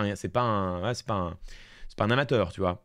Et donc Thomas Peyroux dit ceci, bon, je vous lis pas toute la chronique qui ne nous intéresse pas au premier chef, mais ça nous intéresse. Cette affaire révèle aussi un cas de mauvaise administration de la part de l'Arcom, qui a choisi une mise en garde pour rappeler Radio France à ses obligations, mise en garde qui est d'une rare pauvreté de motivation. Elle ne comporte aucune argumentation juridique. Guillaume Meurice ne peut pas la contester en justice, puisque le Conseil d'État a jugé que les mises en garde ne sont pas attaquables, alors même qu'elle lui fait certainement grief, puisqu'elle constitue un argument à l'appui de sa sanction. Comment l'Arcom a-t-elle pu procéder ainsi, en sachant que l'acte qu'elle prend pourrait être produit à l'appui d'une procédure disciplinaire, et le faire qui plus est, sans motiver sa décision? Alors, vous voyez donc, ça déjà, première remarque pour Rachida Dati. Alors je vous rappelle Rachida Dati qui est bien sûr... donc encore une fois, ministre de la Culture, mais ancienne ministre de la Justice, ancienne garde des Sceaux, magistrate, juriste, qui nous dit « Je vous invite à aller voir la décision de l'Arcom, elle est très bien motivée. On vient de lire un professeur de droit public à la Sorbonne, Panthéon-Assas, pas à la Sorbonne d'ailleurs, un professeur de droit public à l'université Panthéon-Assas qui dit que... pas du tout. genre pas du tout, c'est indigent et il n'y a pas la moindre référence juridique. Et effectivement, hein, la décision de l'Arcom, elle est d'un flou absolu. Attendez, hop. Putain, les 50 éclairages différents, là, ça va faire un bel étalonnage, ça, hein, sur YouTube. Donc, la décision de l'Arcom qu'on vient de lire, elle est d'un flou absolu. Elle tient en 3 paragraphes. Il n'y a pas la moindre référence juridique. Il y a une mise en garde, mais une mise en garde dont on ne sait pas quoi tirer comme enseignement. Hein. C'est juste une mise en garde. C'est faites attention à ce qui se passe sur votre antenne, mais il n'y a ni argumentation juridique, ni conséquences pratiques, ni sanctions. Il n'y a rien de tout ça. Il y a une mise en garde. Après, il faut faire attention aux mises en garde de l'Arcom. Hein. Elles sont censées avoir du poids. Alors, ça ne fait pas tomber totalement pour l'instant l'argumentation de Rachida Dati. Vous allez me dire, oui, mais Rachida Dati a raison. Certes, la plainte est classée, mais la mise en garde de l'Arcom, aussi mal motivée soit-elle, aussi mal justifiée, argumentée soit-elle, la décision de l'Arcom tient toujours. Alors, c'est là où il faut retourner voir la décision elle-même. L'Arcom utilise 2 arguments. L'Arcom utilise, vous allez voir, 2 arguments pour fonder sa critique de Guillaume Meurice, sa critique, on va dire ça comme ça. L'Arcom utilise 2 arguments pour fonder sa critique de la chronique de Guillaume Meurice. Regardons quels sont ces arguments. Alors, ils sont un peu entre les lignes, mais on peut les retrouver assez facilement. Le premier argument, c'est un argument de contexte. L'Arcom ne dit pas « cette blague est inacceptable », elle dit « dans le contexte dans lequel nous sommes, cette blague nous semble problématique ». On le voit ici, hein, l'Arcom a estimé que ces propos, voilà, cette chronique posait des risques de répercussions sur la cohésion de notre société, dans un contexte marqué par la recrudescence des actes à caractère antisémite. Donc là, on se fonde sur un contexte, et le contexte est rappelé une 2e fois dans la conclusion. Dès lors, l'autorité a mis la société éditrice en garde et l'a appelée à la plus grande vigilance au regard de la situation particulièrement sensible liée au conflit au Proche-Orient. Alors, certes, nous sommes encore aujourd'hui dans une période de recrudescence des actes antisémites. Ça n'a pas changé. Effectivement, il y a en effet encore aujourd'hui une recrudescence terrible des actes antisémites qui est documentée. Il y a aussi par ailleurs une augmentation des actes anti-musulmans, mais en l'occurrence, il y a réellement une recrudescence d'antisémitisme en France en ce moment, et c'était déjà vrai, hélas, en novembre dernier. Par ailleurs, bon, la situation liée au conflit au Proche-Orient, elle est tout aussi sensible. Mais en même temps, un contexte, il est toujours très spécifique. C'est-à-dire que même si aujourd'hui le contexte reste extrêmement tendu, peut-être l'est-il davantage encore, eu égard à la situation au Proche-Orient, même si encore aujourd'hui, hélas, on a une recrudescence des actes antisémites, tout cela reste vrai. Mais malgré tout, la justification première de l'Arcom, c'est dans le contexte dans lequel nous sommes, cette blague est de mauvais goût, ou cette blague peut poser des risques de répercussions sur la cohésion de notre société. Et là, pour le coup, le contexte, il est malgré tout différent. C'est-à-dire que tout cela, c'était il y a plus de 6 mois. On était alors moins d'un mois après le 7 octobre. Le débat public tel qu'il existe aujourd'hui, tout tendu qu'il soit et tout propice à l'antisémitisme qu'il reste, le débat public dans lequel on est aujourd'hui n'a absolument rien à voir. Je vous rappelle qu'entre-temps, la brutalité de la réplique israélienne fait désormais consensus. Plusieurs organisations internationales emploient même depuis plusieurs mois le terme de génocide. Donc on est dans un contexte qui n'est absolument plus le même. On ne peut donc pas, me semble-t-il, partir du principe que parce que la blague posait des risques de répercussions sur la cohésion de notre société en octobre dernier, la même blague poserait encore les mêmes risques de répercussions aujourd'hui. C'est-à-dire que ça me semble tout à fait critiquable. C'est-à-dire que ça n'est pas, contrairement à ce que dit Rachida Dati qui dit, ça c'est ma conclusion, j'y viens tout à l'heure, le fait que la chronique de Guillaume Meurice ait été jugée irrecevable, ait été jugée problématique par l'Arcom en octobre dernier, dans le contexte d'octobre dernier, ne peut pas vouloir dire que l'Arcom jugerait cette même blague, si toutefois c'était la même blague, on y viendra. Ça ne veut pas dire que l'Arcom jugerait aujourd'hui que cette même blague poserait les mêmes risques, puisque le contexte a évolué. Donc, ça, c'est premier point sur l'argumentation de Rachida Dati. On voit bien que l'un des deux arguments de l'Arcom, l'argument de contexte, était vrai en octobre. Enfin, l'argument de contexte était spécifique au moment où la mise en garde était mise, en octobre-novembre dernier. On ne peut absolument pas rigoureusement émettre...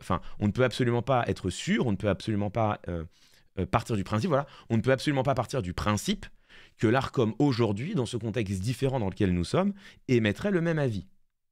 Mais c'est même pire que ça. Parce que il y a un deuxième argument qui se cache entre les lignes de la décision de l'Arcom. Et ce deuxième argument est ici, à la fin de cette phrase. Radio France estime que la chronique de Guillaume Meurice a porté atteinte au bon exercice par Radio France de ses missions et à la relation de confiance qu'elle se doit d'entretenir avec l'ensemble de ses auditeurs. La décision de l'Arcom estime que la chronique de Guillaume Meurice a porté atteinte à la relation de confiance que Radio France se doit d'entretenir avec l'ensemble de ses auditeurs.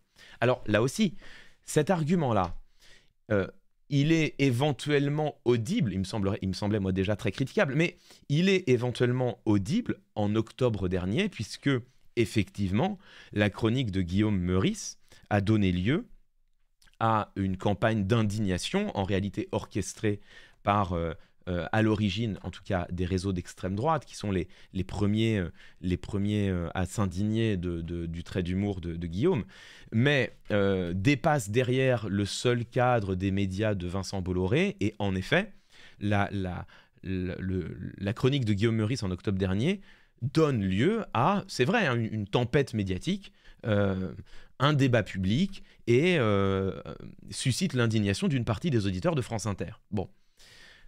Donc, cet argument, il est recevable. Je ne dis pas qu'il est bon, mais je dis qu'il est recevable en octobre dernier. Le problème, c'est qu'aujourd'hui, ça n'est absolument pas vrai. La chronique de Guillaume Meurice, celle qui est mise en cause, celle qui fait il y a 10 jours, la chronique de Guillaume Meurice ne suscite l'indignation de personne.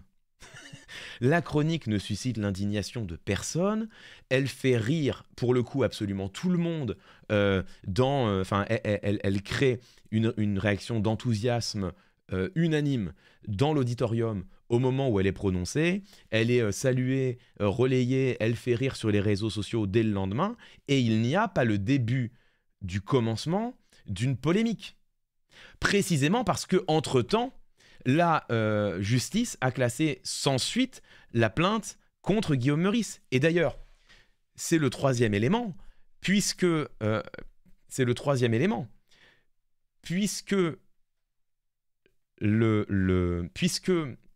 l'avis de l'Arcom invoque le contexte, il y a depuis un élément de contexte qui compte, qui est le suivant: la justice a classé sans suite la plainte dirigée contre Guillaume Meurice.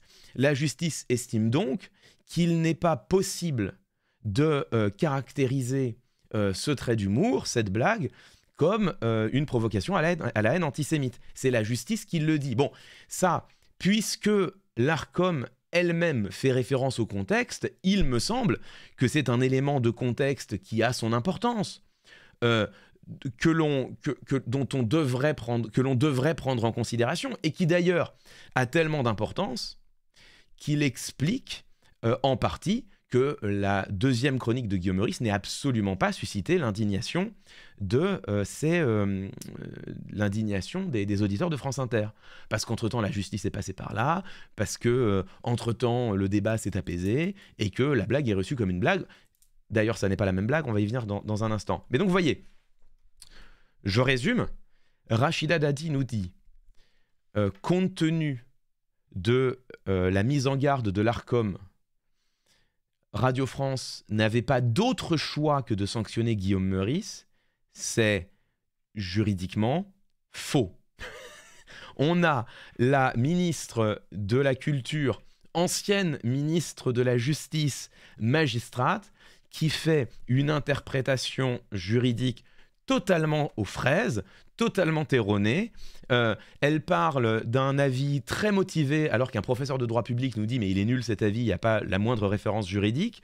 Elle nous dit que ça entraînait nécessairement des sanctions de la part de Radio France, alors même que, vous l'avez vu, cet avis du Conseil, cet avis de l'Arcom se fonde avant tout sur le contexte, que le contexte a changé, que l'avis de l'Arcom est émis avant le classement sans suite. Ce classement sans suite me semble quand même être un élément de contexte à prendre en compte, et que l'avis de l'Arcom se fonde sur le fait que la chronique, à l'époque, en octobre dernier, a été, c'est vrai, particulièrement controversée. Ça n'est absolument pas le cas.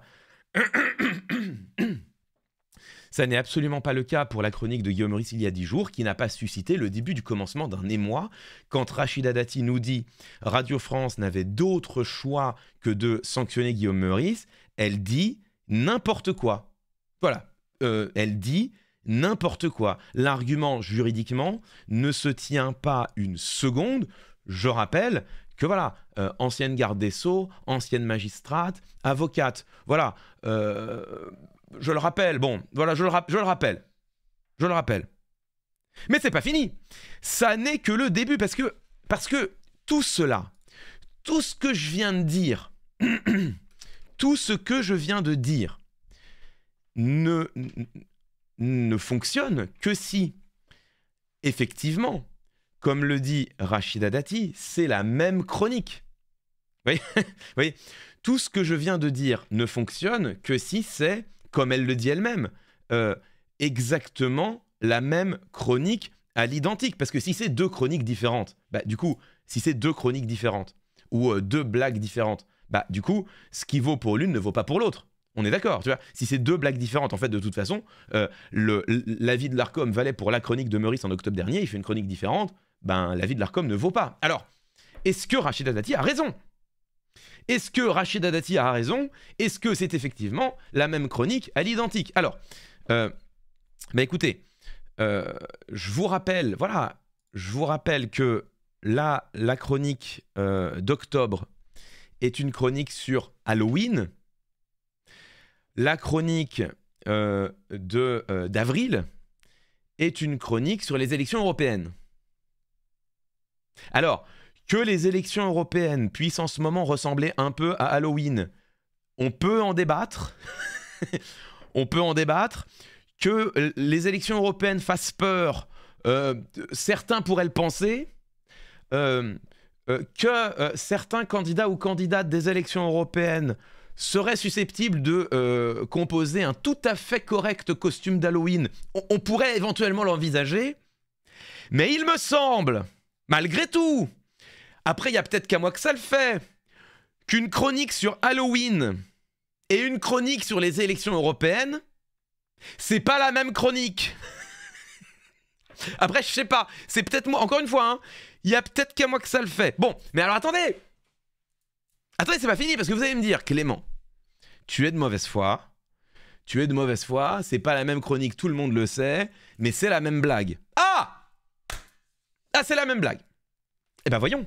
Alors, écoutez, pour la première fois sur cette chaîne, incroyable mais vrai, écoutons Guillaume Meurice, n'est-ce pas, hein, ça fait... j'ai envie de dire... Ça fait toujours plaisir d'écouter les copains, tu vois, voilà, voilà, donc écoutons le compère Guillaume. Alors ça, c'est la chronique d'octobre, celle sur Halloween. Bon, écoutons le début de la chronique, hein, je vous laisse le début, voilà, jusqu'à la blague sentencieuse. Donc ça, c'est la blague, hein, vous avez vu, c'est une chronique sur Halloween, c'est une petite blague d'entrée, et puis ensuite, Guillaume Meurice part sur toute autre chose. Alors c'est là où, je suis désolé, vraiment, je suis désolé. On va devoir expliquer des blagues. Voilà. Voilà, je suis désolé. On va devoir expliquer des blagues. Voilà, c'est comme ça. Qu'est-ce que vous voulez? Écoutez, Aymeric Lomprey l'a fait. Ah bah tiens. Alors, écoutons. Bah parfait. Écoutons l'explication de la blague par Aymeric Lomprey. J'ai envie de vous dire, c'est encore ça le plus simple. Alors... hop. Voilà, écoutons l'explication de la blague par Aymeric Lomprey. On est obligé. Aymeric Lomprey, France Inter. Ok. Explication d'une blague à la direction. Voilà, ça dure 3 minutes. Voilà, ça dure 3 minutes. Alors, je suis désolé, voilà. Je suis désolé. On va être obligé d'expliquer la blague. Voilà, c'est comme ça, mais c'est pour Rachida Dati. Ça, Rachida, c'est pour toi. Voilà, explication d'une blague. Hélas, voilà, écoutons la chronique d'Aymeric Lomprey. Il expliquera la blague mieux que moi.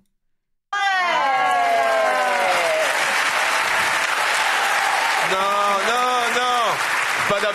Pas d'applause aujourd'hui. Non. Aujourd'hui, je suis triste, j'ai le cœur gros, il est gros comme ça, mon cœur. Même mon médecin, il s'inquiète. Il me dit toujours, Monsieur Lomprey, la couenne de jambon, ça ne se mange pas. Après, moi, je suis là, j'ai pas à me justifier. J'arrive pas, je suis trop triste. Il est bon quand même. Non, c'est parce qu'en fait, moi, Adèle vend des frites, je l'adore. Et tu vois, Guillaume Meurice aussi, je l'adore. On peut pas choisir, c'est impossible. Tu sais, c'est comme si on te dit, tu préfères toute ta vie, tu manges de la couenne de jambon, ou toute la vie, tu manges ce que tu veux. Moi je pense simplement il y a eu un malentendu. Voilà, vous savez ce que j'ai l'impression qu'en fait la direction tout simplement elle a pas compris la blague. Et ça arrive, c'est humain. Moi aussi ça m'arrive de pas comprendre des trucs. Tu sais, par exemple, je vois des gens parfois ils enlèvent la couenne du jambon. Je après ça m'arrange parce que je leur dis je peux manger votre couenne. Et ça fait des chouettes rencontres. Alors du coup je vais expliquer la blague à la direction. Et à la présidence aussi, s'il vous plaît. Et à la présidence. Plutôt à la présidence. Alors, puis en plus c'est bien connu, quand une blague est expliquée, c'est encore plus drôle. Alors, la blague de départ. Alors, la blague de départ, c'est Guillaume qui dit « Netanyahou, c'est une sorte de nazi sans prépuce ». Alors, prenons la première partie. Netanyahou, c'est une sorte de nazi. Tiens. Alors, il y en a, ils se disent « Mais ça peut pas être un nazi parce qu'il adhère pas au parti national-socialiste allemand d'Hitler ». Oui, c'est vrai. Bon. Alors ceux qui disent ça, je vous déconseille de vous lancer dans l'humour. Hein, voilà. Et soyez pas déçus s'il y a personne à votre anniversaire. Moi, ce que je pense, c'est que Guillaume, il voulait pas dire que c'est un vrai nazi d'Hitler. Non. Déjà parce que Netanyahou, il était même pas né. Tu vois. Netanyahou, il est né en 49, ouais, juste après la signature de la Convention de Genève. D'ailleurs, pour ça, peut-être me le mettre au courant de ça aussi. Attends. Moi, je pense que Guillaume, il faisait référence au nationalisme, au colonialisme, au bombardement d'hôpitaux, d'écoles, d'immeubles, de l'utilisation de la famine comme arme de guerre, aux 40 000 morts, dont 12 500 enfants. Et à mon avis, sur le moment, Guillaume, il s'est dit, tiens, c'est plus proche du nazi que du chenapan. Voilà. Après, Guillaume, il a dit sans prépuce. Tiens. Là, c'est le mécanisme humoristique en place, c'est l'opposition frontale. Nazi, sans prépuce, nazi. Voilà. Et il est clair que pour la plupart des gens, les nazis d'Hitler n'aimaient pas les gens sans prépuce. D'ailleurs, ça me fait penser que c'est assez stupide d'appeler les féministes des féminazis, hein, car normalement, les filles, elles préfèrent quand il n'y a pas de prépuce, à cause de l'odeur. Après, peut-être la direction, et c'est là où ça coince, elle a compris sans prépuce, mais sans le chiffre. Alors... Bon. Voilà. Là, on a eu l'explication de la blague. Pour le reste, on va pas spoil la chronique d'Aymeric. Je vous laisse aller voir la fin. Alors évidemment, comme vous le voyez, la blague est expliquée. Elle est du coup devenue vraiment très drôle. On en est là. Une sorte de nazi, mais sans prépuce. En effet, double procédé humoristique classique. Une sorte de nazi, une comparaison hyperbolique qui est censée susciter l'humour et la galéjade, n'est-ce pas? Mais sans prépuce, opposition entre, plutôt mise en relation de deux choses auxquelles on ne s'attendrait pas, qui là aussi est censée susciter le rire. Bon. Est-ce que cette blague est drôle? C'est pas la question. C'est pas la question, elle est drôle oui ou non, elle vous fait rire oui ou non. Sur le moment, elle fait rire au moins une partie des personnes présentes parce qu'il a, non seulement Guillaume a des rires, mais il a même des applaudissements. Moi, j'ai eu l'occasion de dire que moi, c'est pas ma blague préférée de Guillaume Meurice, mais on s'en fout, c'est pas la question. La question, c'est pas est-ce que la blague est bonne ou pas. La question, c'est est-ce que la blague est éventuellement antisémite? Là-dessus, la justice a statué, elle ne l'est pas. Bon, ça, c'est la première blague. Alors maintenant, écoutons la deuxième blague, n'est-ce pas? Pardon. Écoutons la deuxième blague, n'est-ce pas? Celle de dimanche, celle qui est censée être la même à l'identique. Écoutons cette blague, voilà. Celle qui vaut la sanction pour Guillaume Meurice. Voilà, écoutons pour vérifier si effectivement, comme le dit Rachida Dati, c'est la même blague à l'identique. La pub. Enfin, la pub en plein milieu de l'explication, là, c'est terrible. Bon, pub, j'attends. Tiens, on va faire une vraie pause. J'en profite. Il est midi. Faut que j'aille me refaire une camomille. Voilà, très bien. On va faire une vraie pause. C'est une vraie pub. La suite après la pub. Hein. La suite dans 2 minutes 30. Le temps de me faire un petit café, une petite camomille. J'arrive. Tout de suite. On se met évidemment Nier Automata, tout ça. On s'ambiance. Ça va être une bonne pub. Soyez rassurés, ça va être une bonne pub. Allez.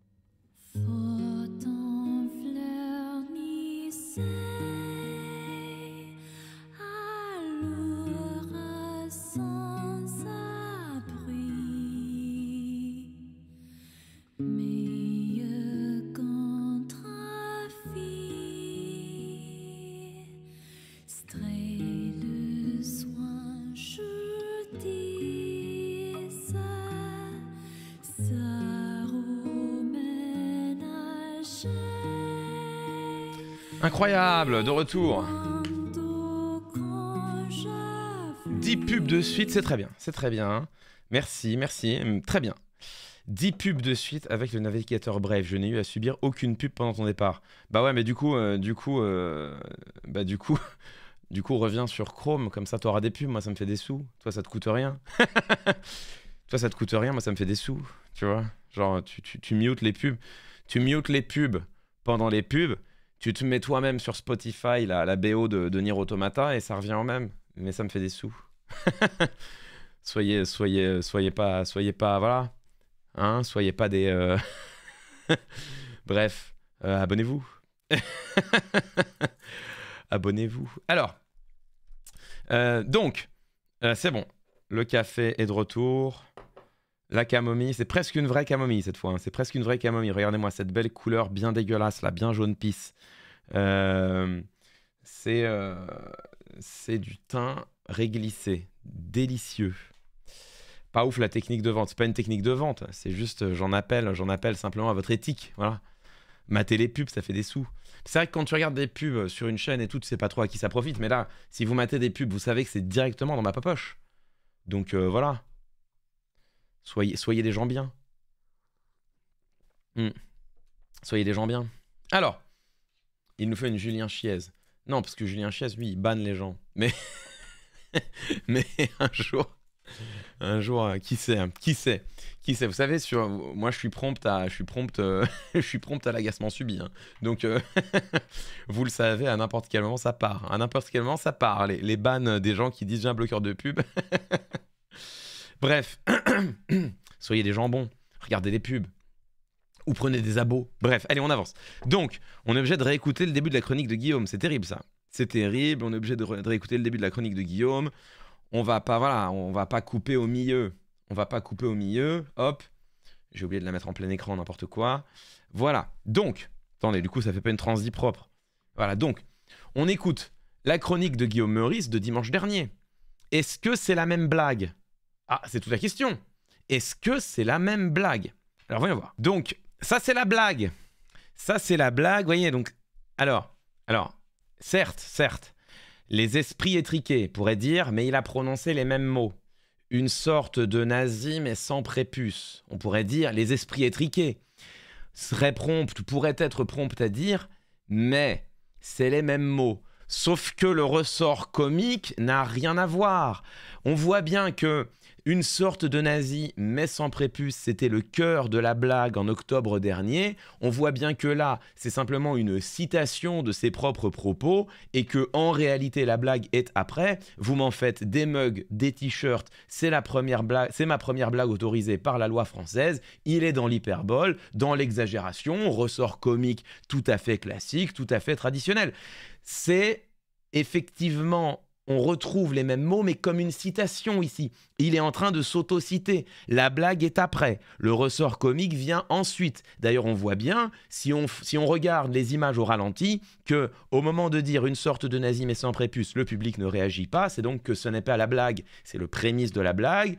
Au moment où il dit des mugs, des t-shirts, ma première blague autorisée par la loi française, il recueille des applaudissements. C'est bien que c'est ici qu'existait le ressort comique, n'est-ce pas ? Bon, donc ça n'est pas non seulement, ça n'est pas la même chronique à l'identique comme le dit Rachida Dati, mais ça n'est même pas la même blague. C'est une blague et ensuite une citation de cette blague pour exploiter un autre ressort comique.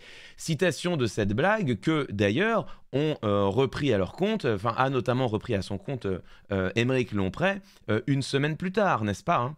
Une semaine plus tard, n'est-ce pas ? Donc en réalité, si Guillaume Meurice est convoqué... Après, faut pas que je dise ça parce que je vais donner des idées à la direction, enfin à la présidence. Faut pas que je dise ça parce que je vais donner des idées à la présidence. Mais si Guillaume Meurice est convoqué pour avoir cité sa blague et enfin pour avoir utilisé la blague d'octobre, enfin, je vais dire ça comme ça. Si Guillaume Meurice est convoqué par la présidence pour avoir utilisé la blague d'octobre comme prémisse d'une autre blague, alors en toute hypothèse, Aymeric Lomprey devrait être lui aussi convoqué pour avoir utilisé la même citation de la même blague comme prémisse a un autre trait d'humour, n'est-ce pas? Ainsi que Jamil Le Schlag. Mais lui, c'est bon, il a démissionné, c'est tranquille, on ne peut plus le convoquer. Voilà, donc c'est quand même un peu embêtant parce que je vous rappelle, le dis pas trop fort, il pourrait le faire. Non mais je sais, je suis en train de donner des mauvaises idées, pardon Émeric si tu nous regardes, je serai à tes côtés également, le jour, voilà, bon, donc, tous les chroniqueurs ont cité la blague, oui je crois que tous les chroniqueurs ont plus ou moins cité la blague. Alors j'ai envie de dire, donc là vous voyez, ce qui est intéressant, c'est que le dossier, qui était déjà pas épais, tend quand même à se réduire. Là, ça devient fin quand même. C'est-à-dire que l'argument de Rachida Dati, on le rappelle, c'est il y a une mise en garde de l'Arcom. Guillaume Meurice a refait la même chronique. C'est donc normal qu'il soit convoqué. Radio France ne pouvait pas faire autrement. On vient de voir que, la mise en garde de l'Arcom était extrêmement contextualisée, que le contexte a changé, que donc il n'y a aucune raison de penser que le contexte d'hier vaut encore aujourd'hui, a fortiori quand, entre-temps, la justice s'est prononcée, premier argument. 2, cet argument ne vaut de toute façon... 2, ce débat ne vaut de toute façon que si c'est effectivement la même blague. Or, comme on vient de voir, c'est pas la même blague. L'effet créé n'est pas le même. Le ressort humoristique n'est pas le même. Alors certes, j'ai envie de vous dire, on en vient à expliquer des blagues à la ministre de la Culture. Alors, après avoir été obligé d'expliquer un point de droit à une ancienne garde des Sceaux, on en vient à expliquer des blagues à une actuelle ministre de la Culture. J'ai envie de dire, à un moment donné, si t'es toujours seul avec tes problèmes, c'est peut-être toi le problème, tu vois. À un moment donné, qu'elle se pose des questions. Je dis ça, je dis rien. J'ai envie de dire, je laisse planer la question. Vous en faites ce que vous voulez. Bon, je viens de voir le tweet de Guillaume. Ah oui, bon, on en parlera peut-être plus tard. Voilà. Alors, que conclure de tout ça? Eh bien, ce qu'on peut conclure de tout ça, c'est quand même que Rachida Dati, ministre de la Culture, membre du gouvernement, qui s'empare du sujet à l'Assemblée nationale, commence par rappeler son attachement à la liberté d'expression et continue en ne défendant pas la liberté d'expression. Guillaume Meurice fait un trait d'humour, il nous plaît pas. Ça, tout le monde, enfin c'est du choix et du ressenti de chacun. C'est du choix et du ressenti de chacun. Ce qui est sûr, c'est que la justice s'est prononcée. La justice a classé la plainte sans suite. C'est-à-dire que la justice a estimé que l'infraction n'est tellement pas caractérisée qu'il n'y a même pas lieu d'instruire. Enfin, la plainte a été classée sans suite. C'est-à-dire, la justice estime que c'est tellement évident que la blague n'est pas un appel à l'antisémitisme qu'elle n'a même pas voulu l'instruire, cette plainte. C'est même pas un non-lieu, c'est un classement sans suite. Donc, Rachida Dati nous prétend être attaché à la liberté d'expression, et ce que l'on voit, c'est que à l'instant où il faut la défendre, cette liberté d'expression, à l'instant où il faudrait défendre un chroniqueur de France Inter convoqué par sa direction pour une blague sans aucun motif solide, puisque les motifs, on vient de les déconstruire à l'instant, la ministre de la Culture, au lieu d'afficher son soutien à l'humoriste, affiche son soutien à la présidence. J'ai envie de vous dire, on sait désormais de quel côté ils sont. Mais ce n'est pas tout. Ce n'est pas tout, je ne m'arrête pas là, parce que puisqu'on en est à poser, tout ça, j'ai envie de dire, oui, puisqu'on en est à poser toutes ces questions sur la table, vous l'avez vu, attendez, hop, je me suis pas préparé, je me suis pas bien préparé, voilà, impeccable. Alors, ok, très bien. Ah voilà, ça y est, je l'ai. Hop, impeccable, parfait. Alors, toc, voilà. Ça n'est pas tout parce que j'ai envie de vous dire, pour l'instant, on parlait de Guillaume Meurice. Alors, certes, c'est un cas essentiel qui pose des problèmes capitaux, cruciaux de liberté d'expression. Je lui ai déjà... Attendez, pardon, faut que je me... Voilà, désolé. Voilà. Donc certes, là on est en train de parler du cas de Guillaume Meurice qui est absolument scandaleux. Tout notre soutien évidemment au compère Guillaume. Le problème, c'est que ça n'est pas la seule affaire. Et donc on a appris dans la foulée de cette convocation, on a appris qu'en réalité, il y avait en ce moment une purge, je ne sais pas comment le dire autrement, une authentique purge politique sur France Inter. Le mot est peut-être un peu dur, disons que il y a une vague de licenciements. Voilà. Il y a actuellement une vague de licenciements sur France Inter, et cette vague de licenciements cette vague de licenciements est tendue dans une direction extrêmement claire. J'ai sous les yeux l'article de Mediapart, avis de tempête à France Inter, où la réaction subit une mise au pas à marche forcée. Ce qui nous intéresse, c'est évidemment ce paragraphe. Plusieurs rendez-vous incontournables de la station publique vont disparaître de la grille à la rentrée. Les portraits de héros ordinaires dressés par Charlotte Perry et diffusés le samedi dans l'émission Des Vies françaises. De même que C'est bientôt demain, le créneau hebdomadaire d'Antoine Chao, consacré à l'actualité des luttes et mobilisations environnementales et sociales en cours, disparaîtront à la fin de la saison. Plus important encore, l'émission quotidienne La Terre au carré, axée sur l'écologie et l'environnement, va s'éteindre cette année. La direction de France Inter souhaite faire évoluer le format de l'émission et lui donner une autre narration, a-t-elle signifié auprès des intéressés. Mathieu Vidard conservera la tranche de 14h à 15h, mais sera séparé de son binôme, Camille Cronier, coproductrice de l'émission, et chargée d'une chronique qui mettait des dirigeants, dirigeantes, patrons, patronnes comme élus face à leurs contradictions sur l'écologie. Ce que l'on observe, c'est une véritable reprise en main de France Inter, avec, pour le dire vite, tous les contenus emblématiques de gauche, tout simplement. Hein. Tous les contenus emblématiques de gauche qui disparaissent de la grille, c'est-à-dire les derniers espaces dédiés au reportage radiophonique. Le reportage radiophonique qui ne donne pas la parole aux élus, aux représentants, aux représentants, aux dominants qui ont accès à un micro, mais donne au contraire la parole aux acteurs de terrain, des héros ordinaires, des Françaises et Français qui s'expriment. Ça c'est pour Charlotte Perry. Donne la parole aux luttes, aux mobilisations sociales, aux mobilisations environnementales. Ça c'est pour Antoine Chao, ainsi que cette chronique. Voilà. Ainsi que cette chronique de Camille Cronier dans La Terre au carré, vous l'avez vu, qui était dédiée à la critique de dirigeants pour leurs contradictions environnementales. On a une véritable reprise en main de France Inter. La bande de Charline qui a été tout d'abord déprogrammée de la quotidienne, reprogrammée en hebdo, qui voit son budget amputé d'un tiers la saison prochaine, qui va donc devoir faire avec moins. Ça, c'est déjà acté. Plusieurs chroniqueurs, chroniqueuses, journalistes historiques de la station qui faisaient vivre encore le reportage radiophonique, qui donnaient encore la parole aux acteurs de terrain, qui faisaient vivre encore la critique sociale et environnementale, qui se retrouvent supprimés, virés, en tout cas qui voient leur rendez-vous supprimé de la grille.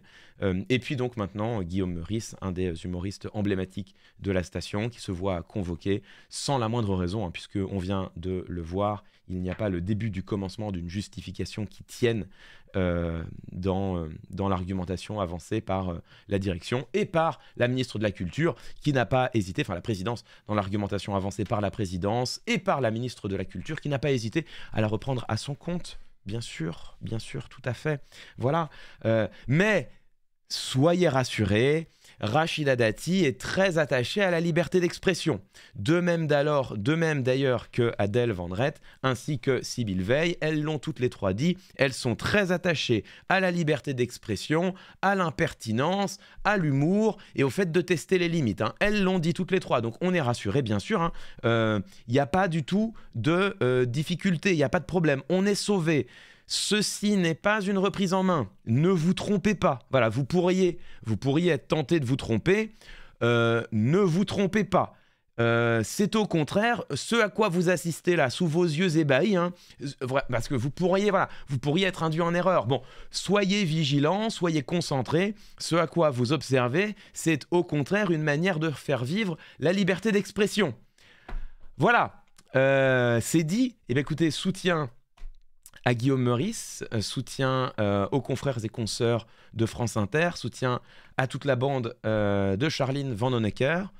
Quant à la liberté d'expression, écoutez, je crois qu'il n'est nul besoin de dire qu'en effet, nous sommes aujourd'hui en France sur une pente plus qu'inquiétante.